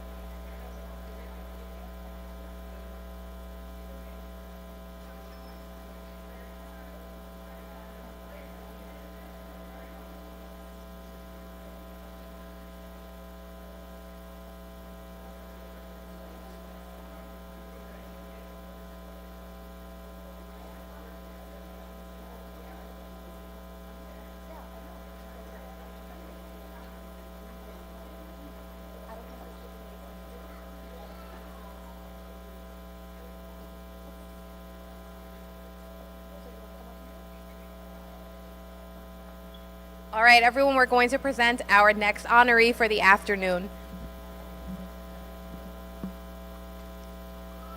Good afternoon, everyone. Good afternoon. Vilma is our next honoree, Vilma Lopez.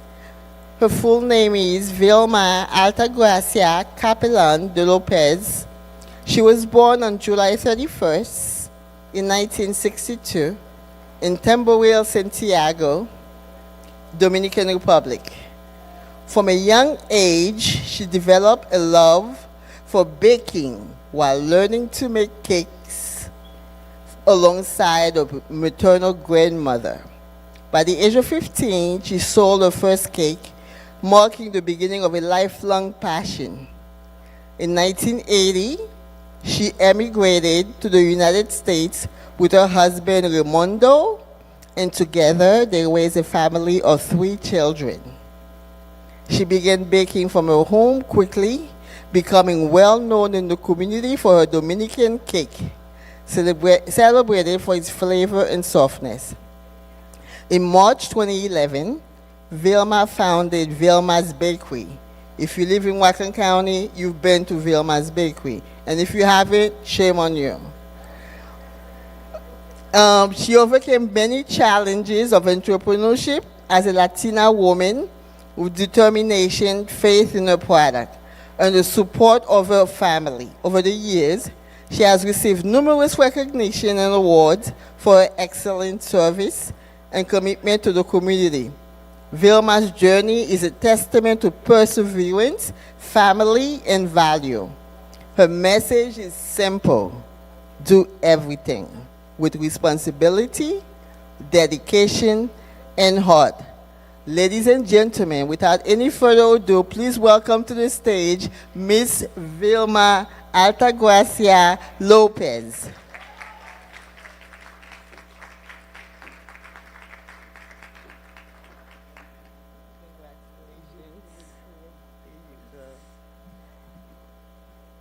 Good afternoon.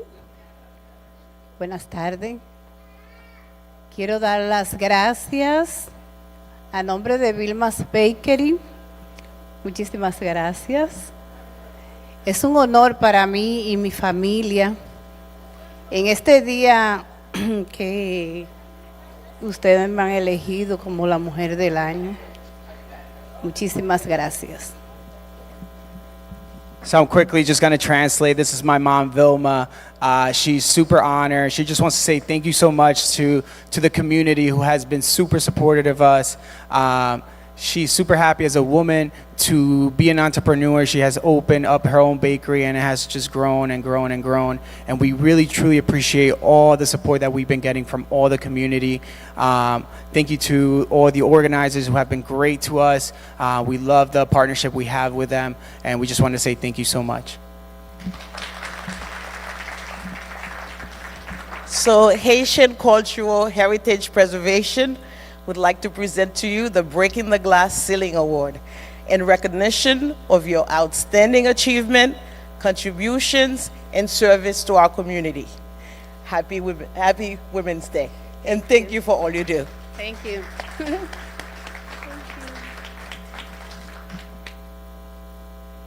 Let's take a picture.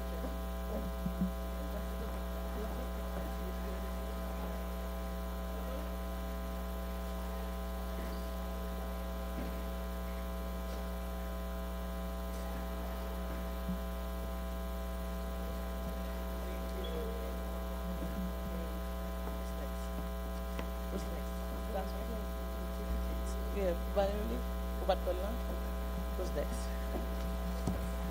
You're gonna do the women. Which one are you doing? FCLC, right? Don't you try to do that one. No. Benson is going to be second. Hold on. Benson, you ready for the supervisor? I'm gonna tell her she's next. Good afternoon again. Oh, just like that. Good afternoon again, guys. Now that's much better. Thank you.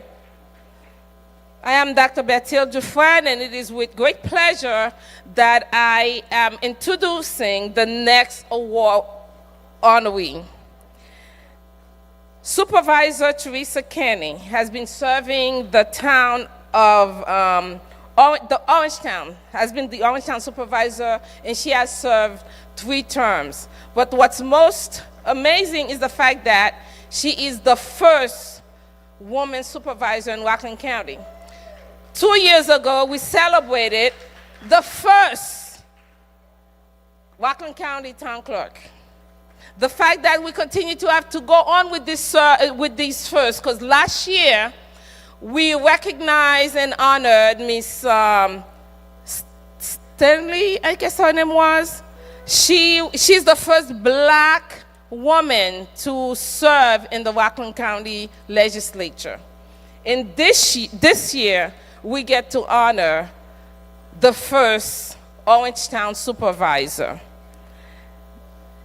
Ms. Teresa Kenny is a lifelong Rockland resident. She earned her Juris Doctor from St. John University, where my husband teaches. She is a licensed practicing law in both New York and in New Jersey. She's a leader who has initiated a lot of impactful projects for Orangetown. She championed the creation of an all-inclusive playground at the Veteran Memorial Park, ensuring accessibility for children in all abilities. Teresa also plays a key role in modernizing town operation. She oversaw the completion of the new town hall and was instrumental in guiding the smooth transition following the dissolution of the village of South Nyack, ensuring continuity and stability for the residents. In addition, her commitment to fiscal management has kept Orangetown under tax cap and earned the town the highest bond rating in the county. It is with great pleasure that I give you our first Rockland County Supervisor, Teresa Kenny.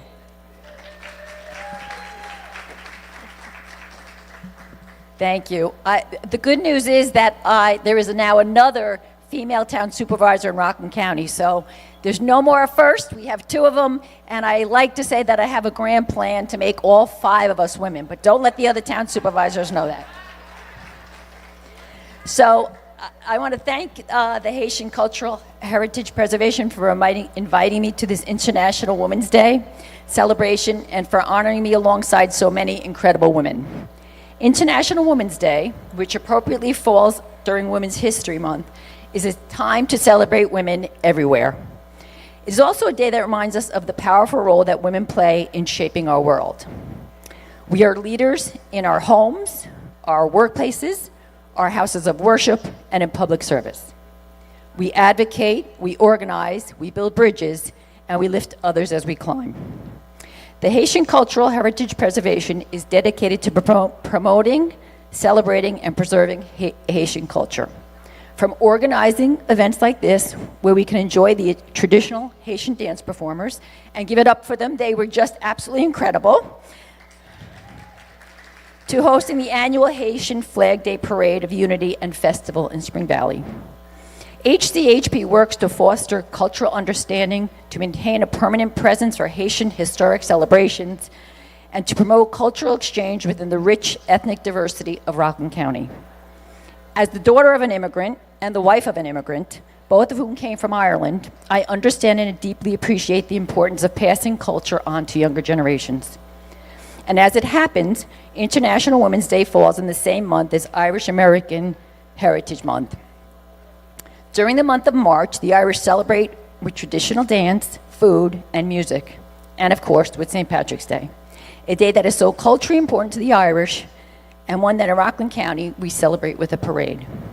It is truly special that in the United States of America, often called a melting pot, we get to learn about, enjoy, and celebrate one another's cultures and traditions.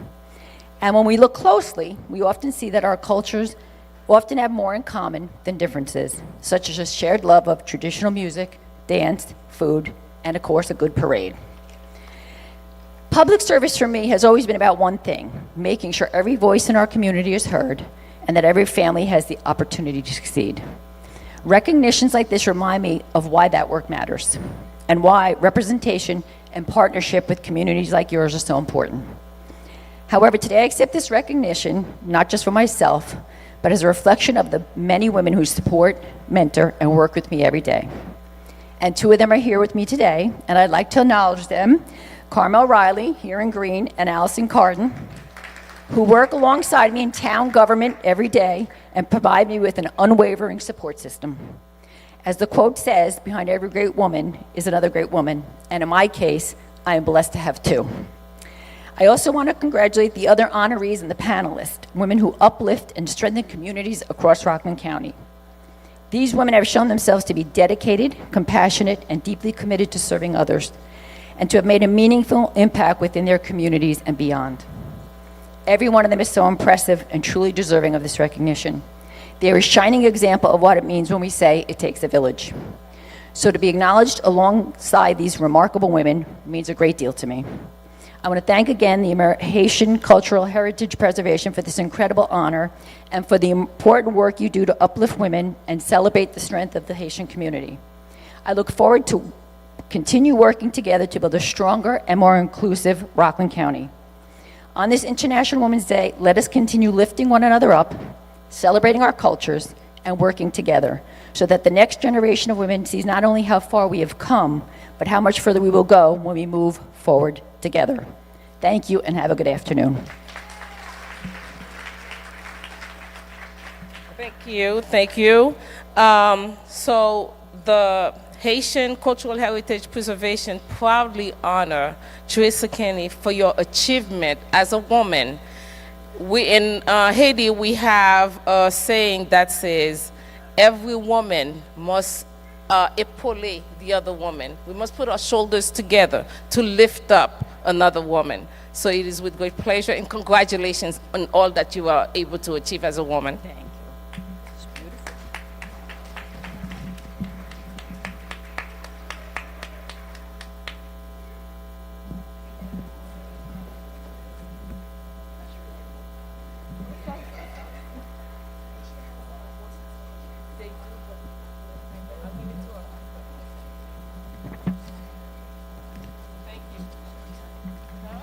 I know, I could find the pile. There's several. Okay. Thank you so much. Thank you.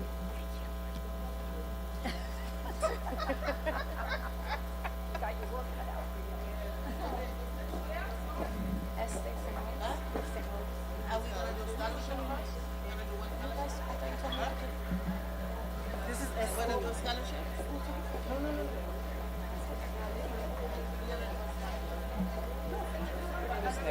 Okay, we'd like to invite for our next honoree. Mona?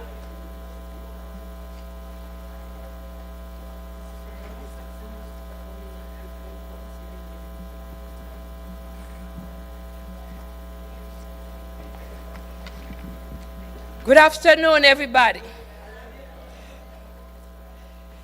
It is a great pride and recognition.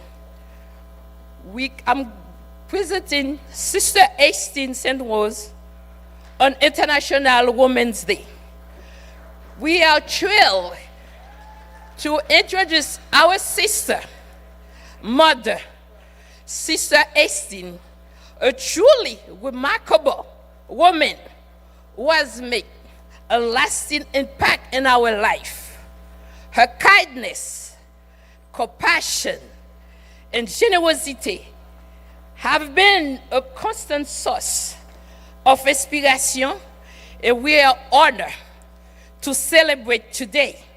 Let's give her a round of applause to Sister Hastings St. Rose.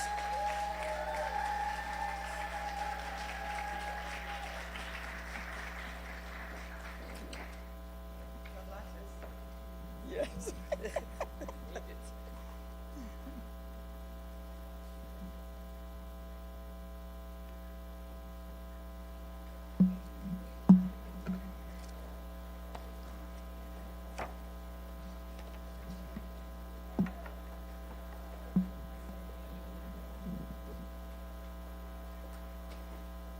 Good afternoon, everyone. Good afternoon, everyone. Today is the Women's Day. You have to be proud. Standing here this afternoon as an honoree at the Rockland County International Women's Day celebration, I am truly humbled. To be recognized among so many incredible women and leaders in this community is something I do not take lightly. I accept this honor with deep gratitude and with a full heart. First and foremost, I thank God for sustaining me through every season of my life, the joyful ones and the painful ones. I want to thank my children, who are my pride and my living testimony, that sacrifice, faith, and perseverance bear fruit. Thank you to my son Stevens, my son Reginald, my son Alan, and my daughter Melissa, along with their spouses. My children are my greatest accomplishment. To my 10 beautiful grandchildren, whom I refer to lovingly as my 10 heartbeats. You are my joy, my laughter, my continued motivation to serve and to lead by example.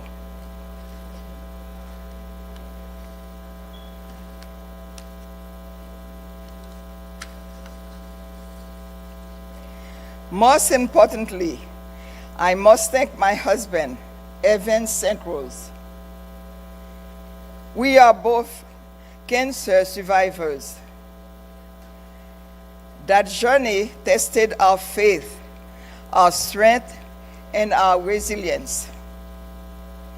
But it also reminded us that every single day is a gift. My love, your courage and quiet strength have been my anchor. I will not be standing here without you. During the COVID pandemic in 2019-2020, like many of you, my life was shaking. I lost loved ones gone too soon. The grief was heavy for our family. It was during that difficult season that I became involved with the foundation Famille Petite Maman Marie, led by Father Franzi Petithomme. Through prayer, fellowship, and faith, this group carried us through one of the darkest times of our lives. In prayer, I found healing. In community, I found strength. Very quickly, I realized there was an opportunity to combine my love for my birthplace, Haiti, with my passion for community organization and fundraising. Together with Father Franzi and dedicated members across the United States and Canada, we have worked to create meaningful community-driven impact in Haiti, especially for women and children. Our foundation focuses on education, spiritual well-being, and community development. We support the construction of schools, including the new Presbyterian School in Dirac, in Fort Liberty, a school in Rivière-Salée, Baradère, a school in L'Île Caïmite, Jérémy. A school in Carrefour, Port-au-Prince.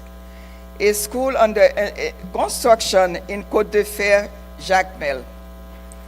A retirement home for priests in the Archdiocese of Port-au-Prince. Sponsorship of 3,000 children throughout Haiti. The fund originates from the various social activities of the foundation and from membership contributions.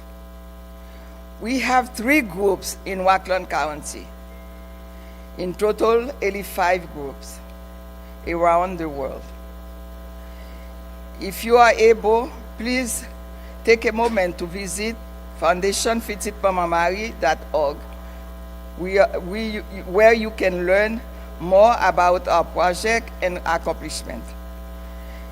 This afternoon, I accept this recognition, not just for myself, but for my family, for my husband and my children and grandchildren, for the prayer warriors of Petite Mama Mary, and for the people of Haiti.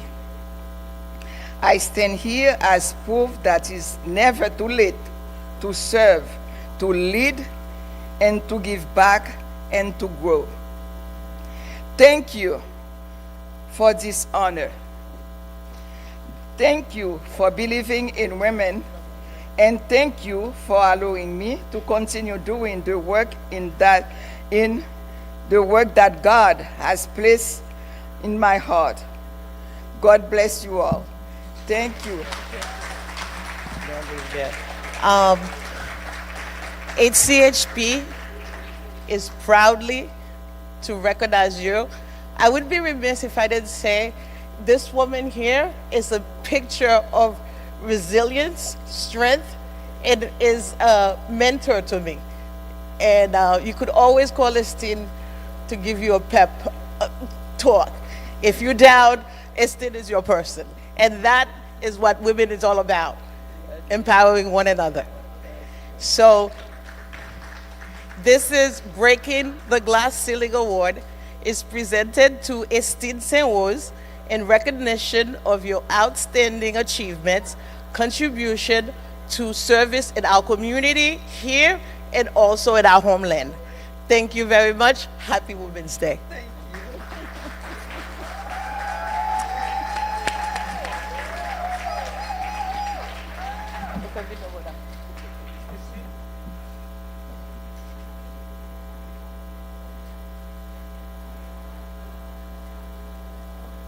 My granddaughters here, this is for you. Yes.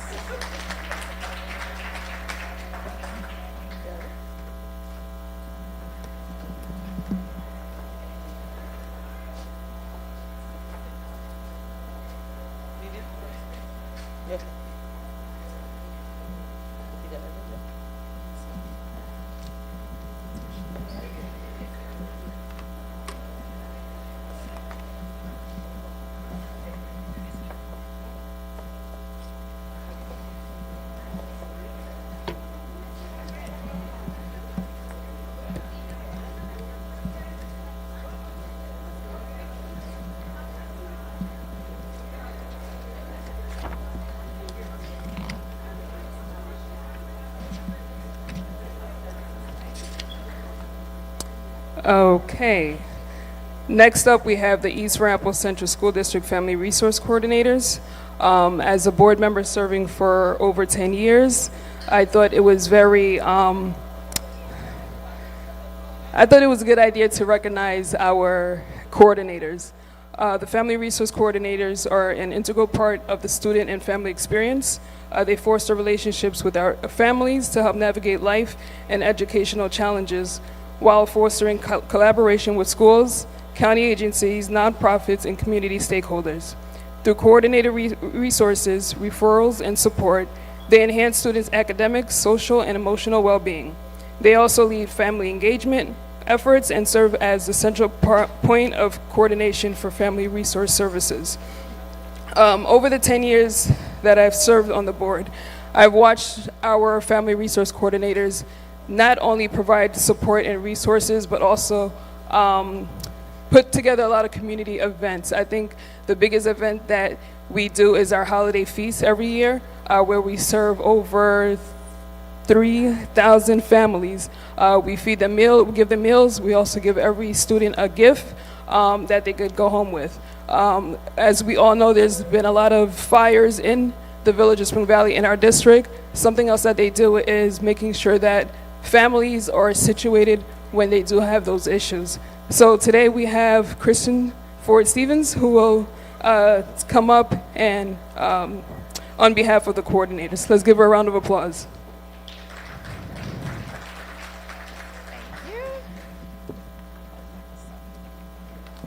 Good afternoon, everyone. Okay, I know we can do better than that. Good afternoon, everyone. All right, because, you know, coordinators, we're fun. We're happy people. We're the people, your friends in school, so we have a lot of energy. So we thank you all for, you know, just recognizing us. So on behalf of the East Ramapo Central School District Family Resource Coordinators, we would like to thank the Haitian Cultural Heritage Preservation for naming us a 2026 Rockland County International Women's Day honoree. We are truly honored and grateful to be recognized in this way by our community. It goes without saying that the work we do comes from a deep love for the community we serve. The Family Resource Coordinators are a dynamic team of women, each bringing unique experiences and perspectives. The beauty of our team lies in our shared belief in the power of perseverance and positive change. Our group represents many different women through a lot of different journeys. Some of us are proud products of the East Ramapo Central School District. Some migrated to the United States in pursuit of opportunity, and others have dedicated more than 15 years of service to the district. The work we do is not always easy, but it is purposeful and meaningful. Every day, we are motivated by the opportunity to help families grow, overcome challenges, and succeed. Life will always present challenges, but how we move through them defines us. As you continue on your own journeys, I would like to share 3 things that have helped guide me through life's challenges, lessons I hope resonate with you as well. 1, lean on others. Life is not meant to be navigated alone. Be open to understanding that you will not always have all the answers. Lean on your family, friends, and community for support. Open communication and shared experiences can broaden your perspective and strengthen your sense of self. 2, create a safe space for yourself. Understanding yourself is a lifelong journey. I am still learning every day. Hold on to the things that bring you joy, whether it is spending time in nature, practicing meditation, praying, reading a good book, or watching reruns of your favorite show. Whatever it is, make time for things that nourish your spirit. 3, where you are is not where you must remain. Wanting more for yourself can be a powerful motivator. Your current circumstances do not define your future. Growth, change, and opportunity are always possible when you believe in your potential and continue to move forward. Give yourself grace as you move through life and try to find joy in even difficult moments. Once again, we, the East Ramapo Central School District Family Resource Coordinators, are sincerely thankful for the honor of being recognized by our community. It is a privilege to serve and uplift the families of East Ramapo. Thank you.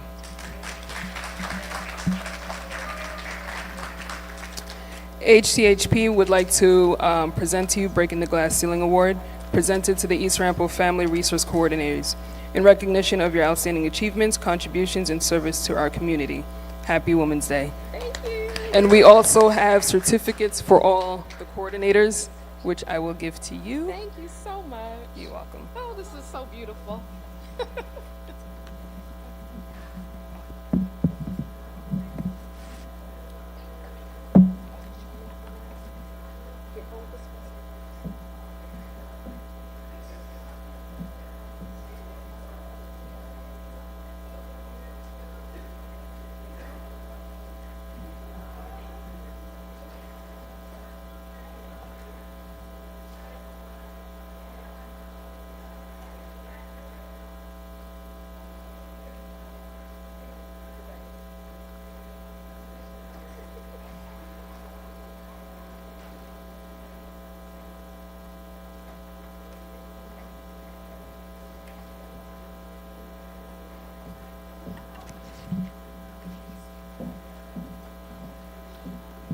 right, one more round of applause. I want to say thank you to all of our honorees for all that you've done for our community and especially for paving the way for the younger generation. At this time, I'd like to invite Nicole to present the next section of honors for the younger generation, our scholarship recipients.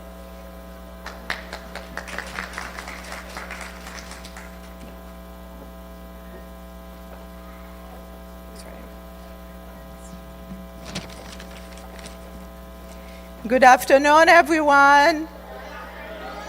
Good afternoon, everyone. My name is Nicole Montilus. Today is my pleasure and privilege to acknowledge a young lady, Armel Montilus.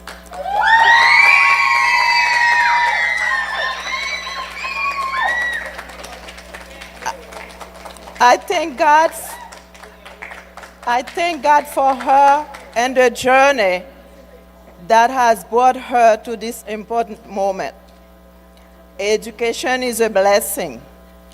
This scholarship recognizes her hard work, talent, dedication, and determination.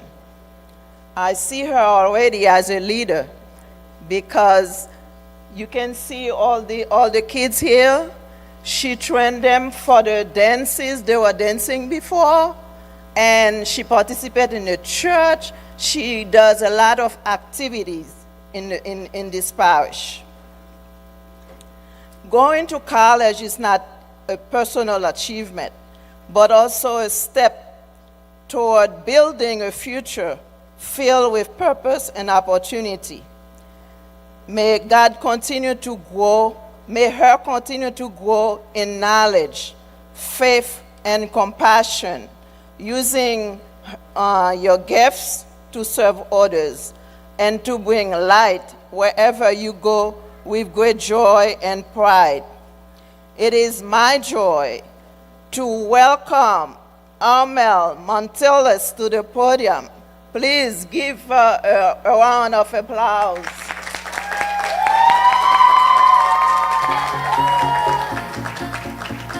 We present this scholarship and wish you a future filled with God's blessing. Congratulations, and may God bless you and guide you always. Do that anymore. Look at every woman standing. Look how far we really came. Thank you, thank you. Congratulations, Armel. Sometimes I was just saying this about you. You can see in the young, the ones who are going to make it. And I have hope of great things for you. I see success in you. And I'm waiting, just waiting to see what you do with it. Thank you very much. So, for those of you who have come to International Women's Day before, you'll notice something new. We initiated a scholarship program. We also initiated a scholarship sponsorship program in order to fund those scholarships. So if you go to our website, you will see the application. We give out scholarships in the amount of $500 to $1,000. And just think of the investment that you would be making on a young lady's life by giving them a scholarship and encourage their education to doing better, to moving up. Our theme this year is Give to Get. And that is exactly why we initiated the International Women's Day Scholarship, and we will be giving out this scholarship every year going forward. We fundraise for the scholarship this year by having a luncheon, which Cameline Torchon was extremely instrumental, and she came up with the idea because we said, okay, we're going to give scholarships, and what money? And she says, oh, we'll just have a luncheon, we'll do something small just to get the seating money and get going and stuff. And then we decided that we're going to do the sponsorship program to maintain that fund, so that every year we hope that we start with 3 for this year, but we do hope that we can grow that and give more scholarship, because if we really want to invest in the women of tomorrow, and if we are really celebrating women achievement, we have to start with the young ones, because they are the tomorrow women of achievements. I just want to say one more thing. Our students are very talented. The shirt she has on, she made herself. And what is it called?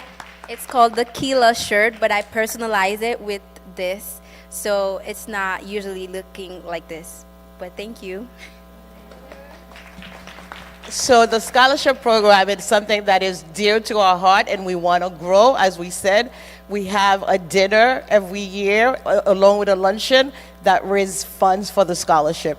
We offer 3 scholarships for international women, and the criteria is that you must be a young lady applying to college and have been accepted to a college, and a grade point average of 3.0 or above.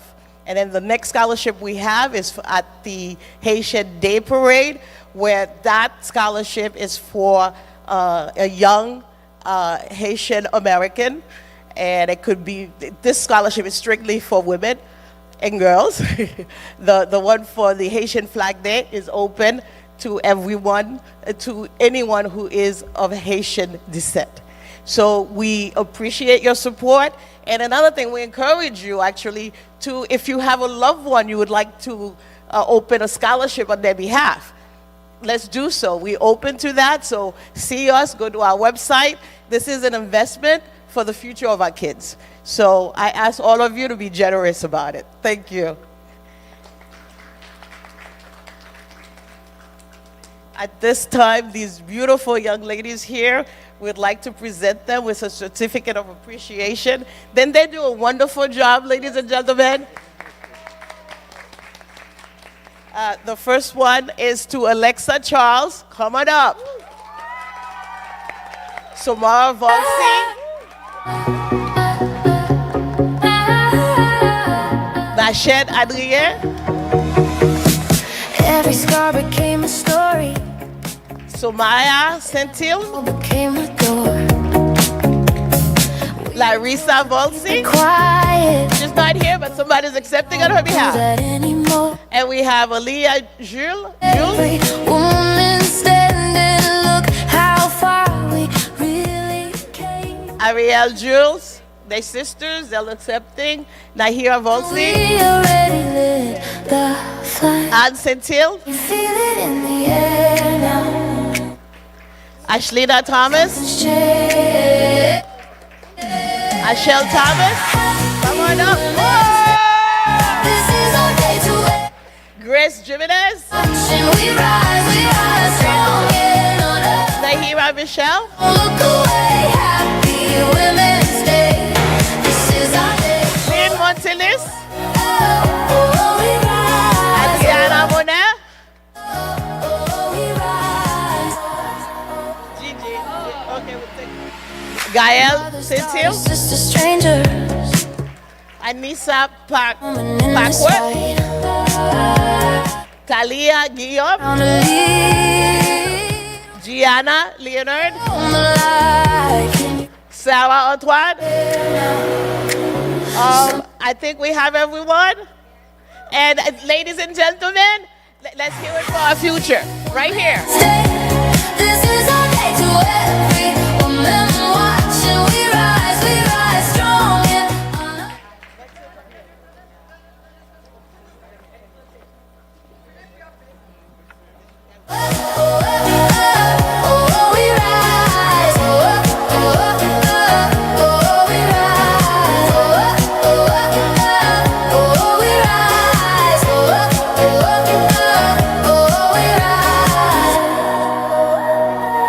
This one's for you, for the ones who kept on going when the world said stay in place.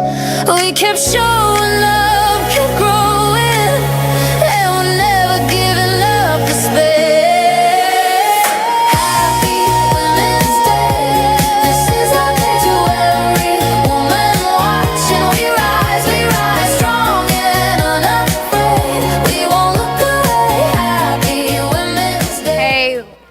welcome Farah, who will be presenting our next scholarship recipient.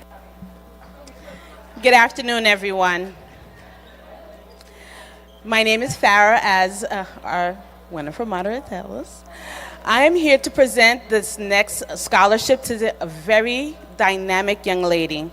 She arrived to the United States alone with the hope of making her parents proud. She supports her younger sister as the eldest child. Despite the difficulties, she remains committed to honoring her parents. Hard work by pursuing her goals. At this time, she is on the fast track to graduating from high school. With a very nice GPA, she has decided that she wants to become a nurse, specifically a pediatric oncology nurse.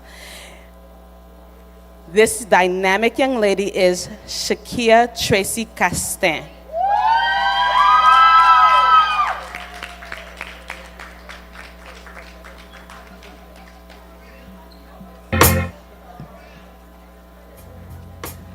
Thank you so much for your hard work, Shakia.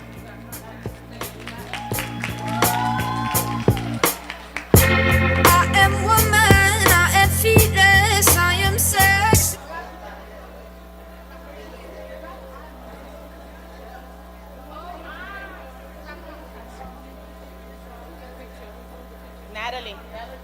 Natalie. Teacher, I can love you if you got it going on. If you got it, got it, got it, got it, got it, got it. If you got it, got it, got it, got it, got it going on. Got it, got it, got it, got it, got it, got it. If you got it, got it, got it, got it, got it going on. Got it going on, yeah. Got it, got it, got it, got it, got it going on. Got it, got it, got it, got it, got it going on. I am classic, I am modern, I live by my own design. I'm cherry, I'm lemon, I'm the sweetest key lime pie. I'm electric, I'm All right, presenting our next scholarship recipient.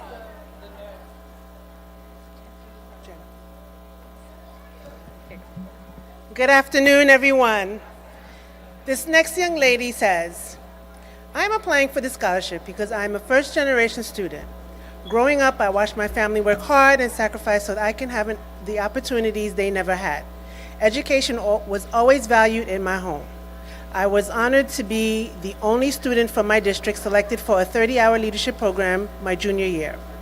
That experience showed me that young women, especially first-generation students, being in leadership spaces, I am working on rebuilding an after-school club that supports students dealing with stress and that empowers Hispanic students throughout academic support. I believe humanitarian work starts with showing up for others and building a community. Ladies and gentlemen, help me recognize Ms. Genesis Valdez.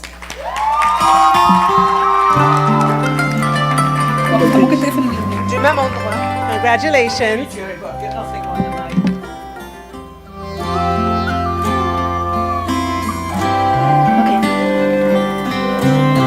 In Kigali, she wakes up, she makes a choice. In Hanoi, Natal, Ramallah, in Tangier, she takes a breath, lifts up her voice. In Lahore, La Paz, Kampala, though she's half. One more round of applause for our three amazing, incredible young ladies. And congratulations to you all as well. All right, you guys should be very, very proud of yourselves for the next chapter in your lives and the steps that you're taking. So I'd like to welcome our Vice President, President Beechin, and Dr. Bertil to provide recognition for our Member of the Year. Woohoo! So HCHP is made of a group of volunteers. Every single member of HCHP has a real job somewhere else that pays their bills, and then a job where they work extremely hard, but we don't pay them. But every single year, there is somebody who take a bigger step, who do a little more, who's there volunteering for every job when we say, we need somebody to do this. And they're like, I'll do it. And this year, it is really a pleasure to honor Natalie Portland.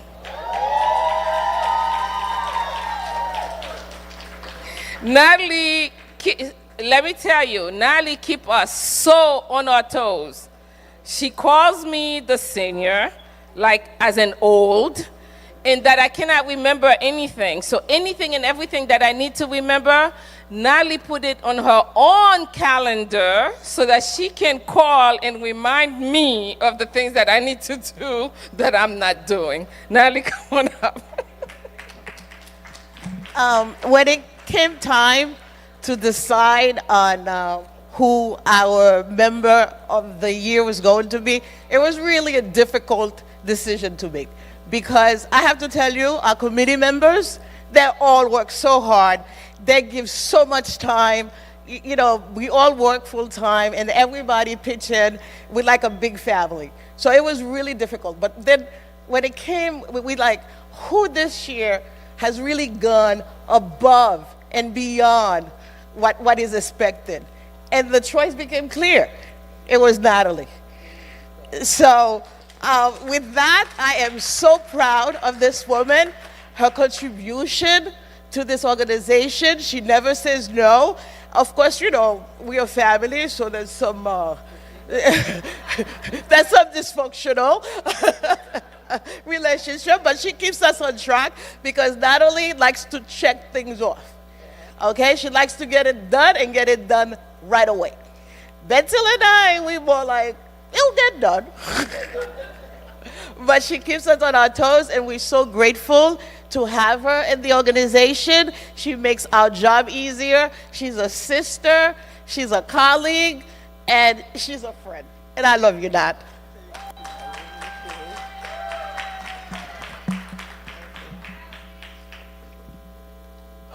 I guess I don't have to say anything after all that, but thank you. Thank you to the board. Let me start over, I'm sorry, I'm so emotional. Good afternoon, everyone. Happy International Women's Day to you all. Today I'm feeling both proud and humble to be recognized as the HCHP Member of the Year.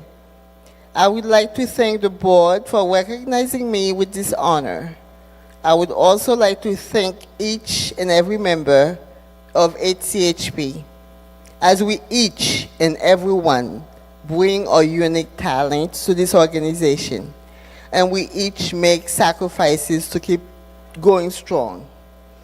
I would also like to thank all my family and friends in the audience today, and those who are watching online, and all those abroad.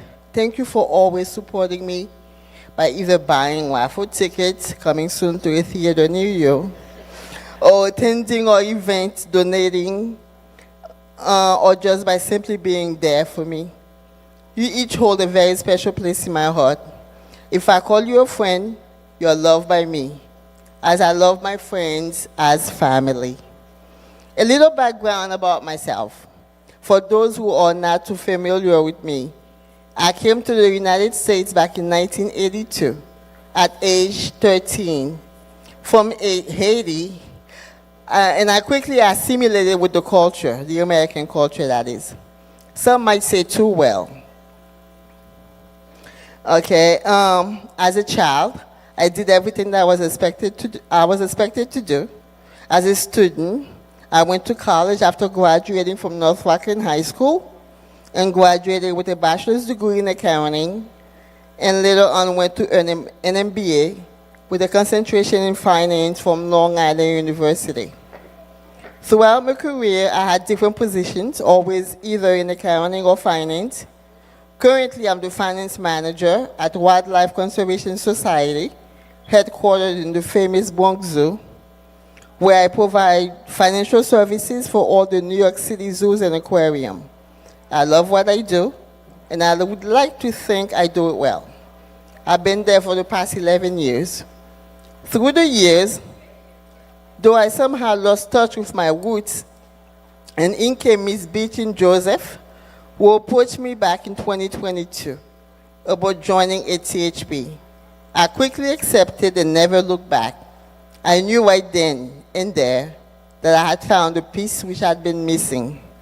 I honestly enjoy what I do.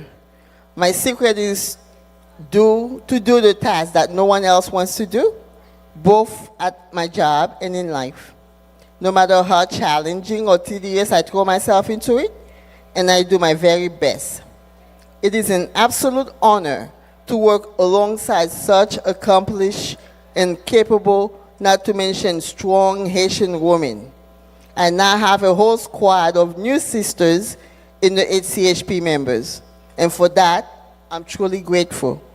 I feel that the work that HCHP does is so important. We build bridges between all our communities, like today's event, which is one of my top events hosted by HCHP, while bringing the culture for the younger generation, especially to those children who were born here and have never experienced Haiti firsthand.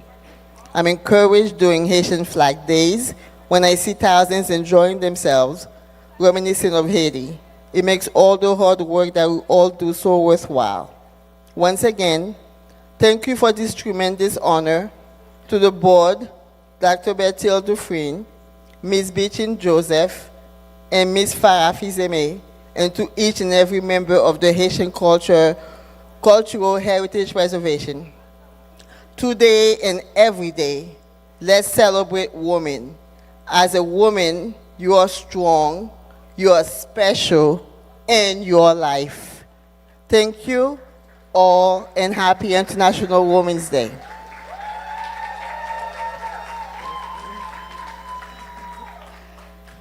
And thank you, Natalie, for all that you do, including keeping me honest and keeping me on the job. I would like to ask all the members of ACHP to please come. No, they're here. Here now.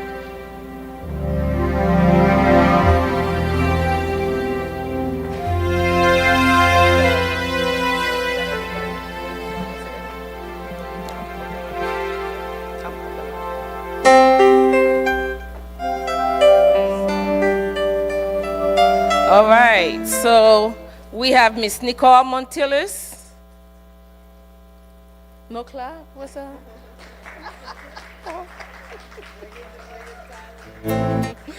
You met Natalie Paulin. You've also met Beechin Joseph.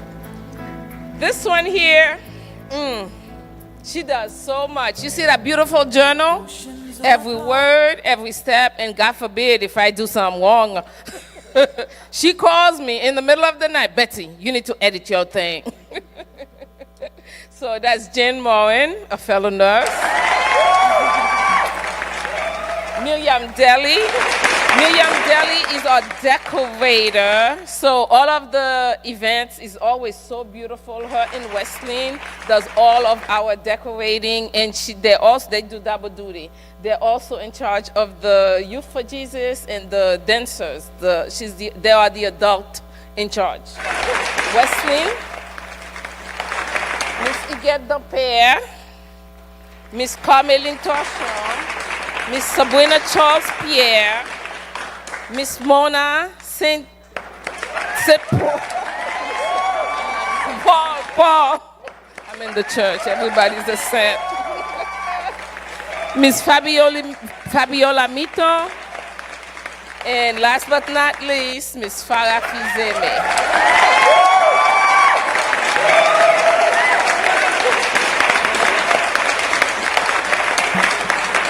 We're missing a few members, but we also would like to introduce our president, Dr. Dufresne, Dr. Bertil Dufresne.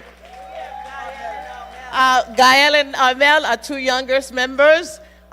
They're somewhere doing some duties, so we'd like to acknowledge them.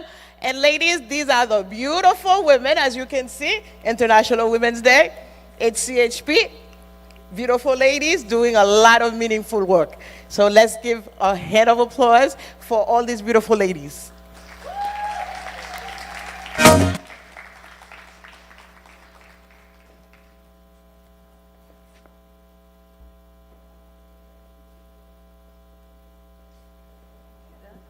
Now the fun part, the raffles. Yeah, get your ticket out.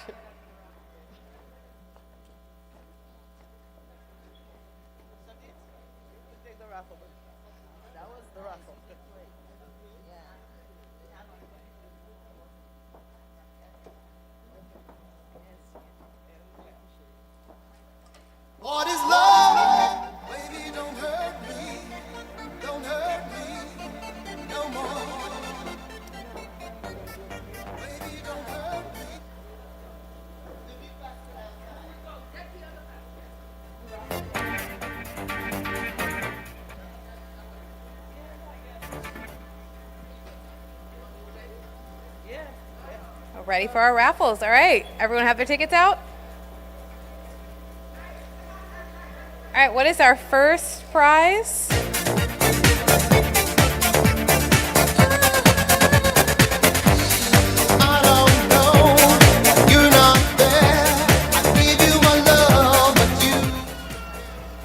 All right, the winner of our first prize, our lovely basket over here, is 3998048. 3998048. Anyone? No one. Oh, we have a winner? There we go.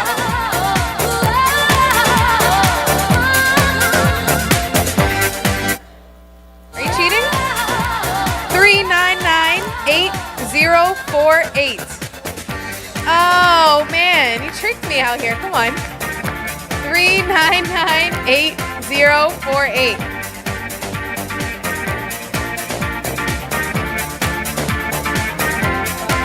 She's going through all her tickets?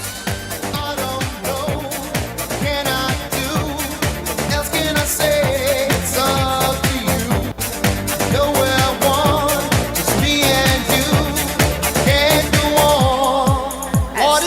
3998048.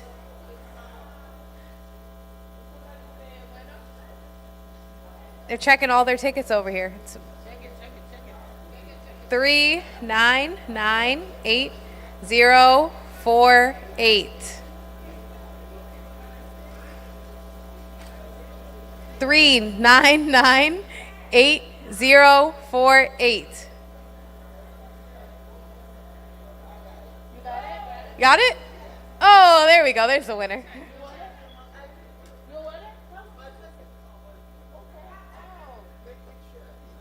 Let's make sure because it is Natalie. We got a winner. There we go. The member of the year. Natalie, come and pick up your package. Our first basket. This one right here.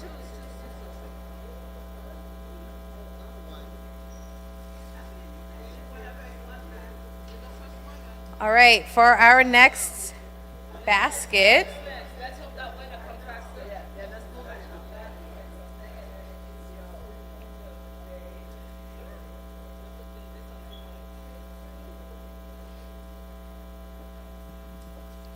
Three 998-113. That's 3998113.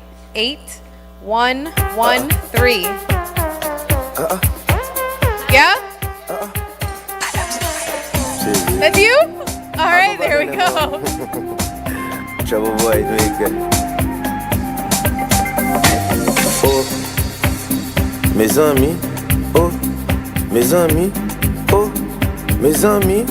Oh, I was born in H-A-R-T-I. Vous comprenez? Fais mes bouchons, pas dit why. Pas me dire somewhere, you think I'm drunk? I'm sober, me fait dépression, pas vibration. Me descendre puis me c'est For our next basket. 3997909. That's 3997909.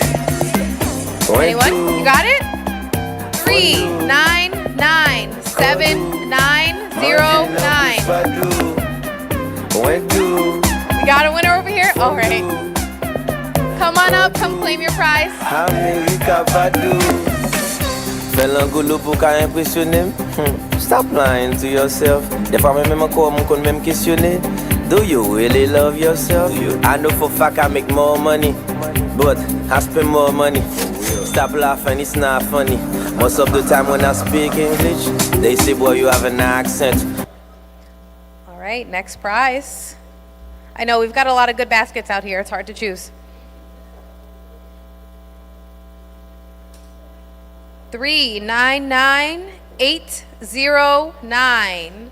Again, the last four are 809. 399-809. Nope, I know I'm not. 399-809. Why self a life, bitch? Yeah, fuck you, your mama. 399-809. No one's got it? Let's go to the next one. Not Kevin. Kevin. Not that. All right, we'll pick again. 399-8134. 399-8134. Here we go.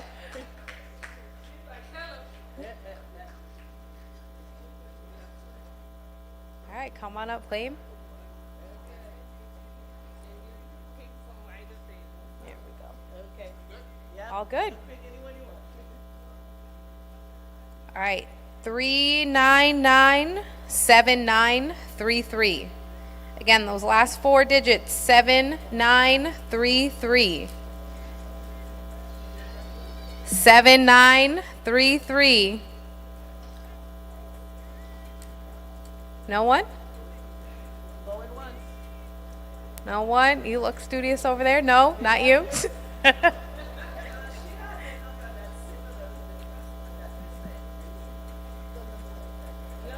No, these ones all match. They'll match. 399-8079. This one. 399-7933. Yeah, but those all match each other. All right, we'll pick again. 399-7992. And last 4 are 7992. There we go.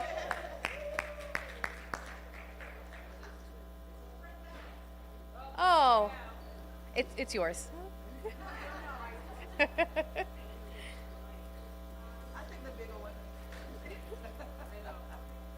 Thank you. Okay, last one. And then 7. All right, our last prize, 7907.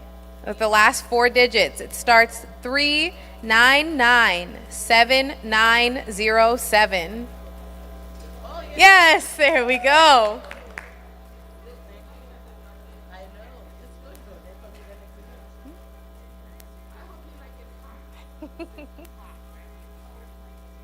Oh, excellent.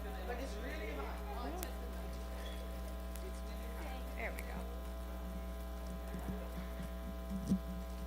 Thank everybody for coming, and then invite them to do more shopping, and then we are. That concludes our ceremony for this afternoon. Thank you guys so much for coming. Please, our vendors are still here, so enjoy while you can. Thank you so much, everyone.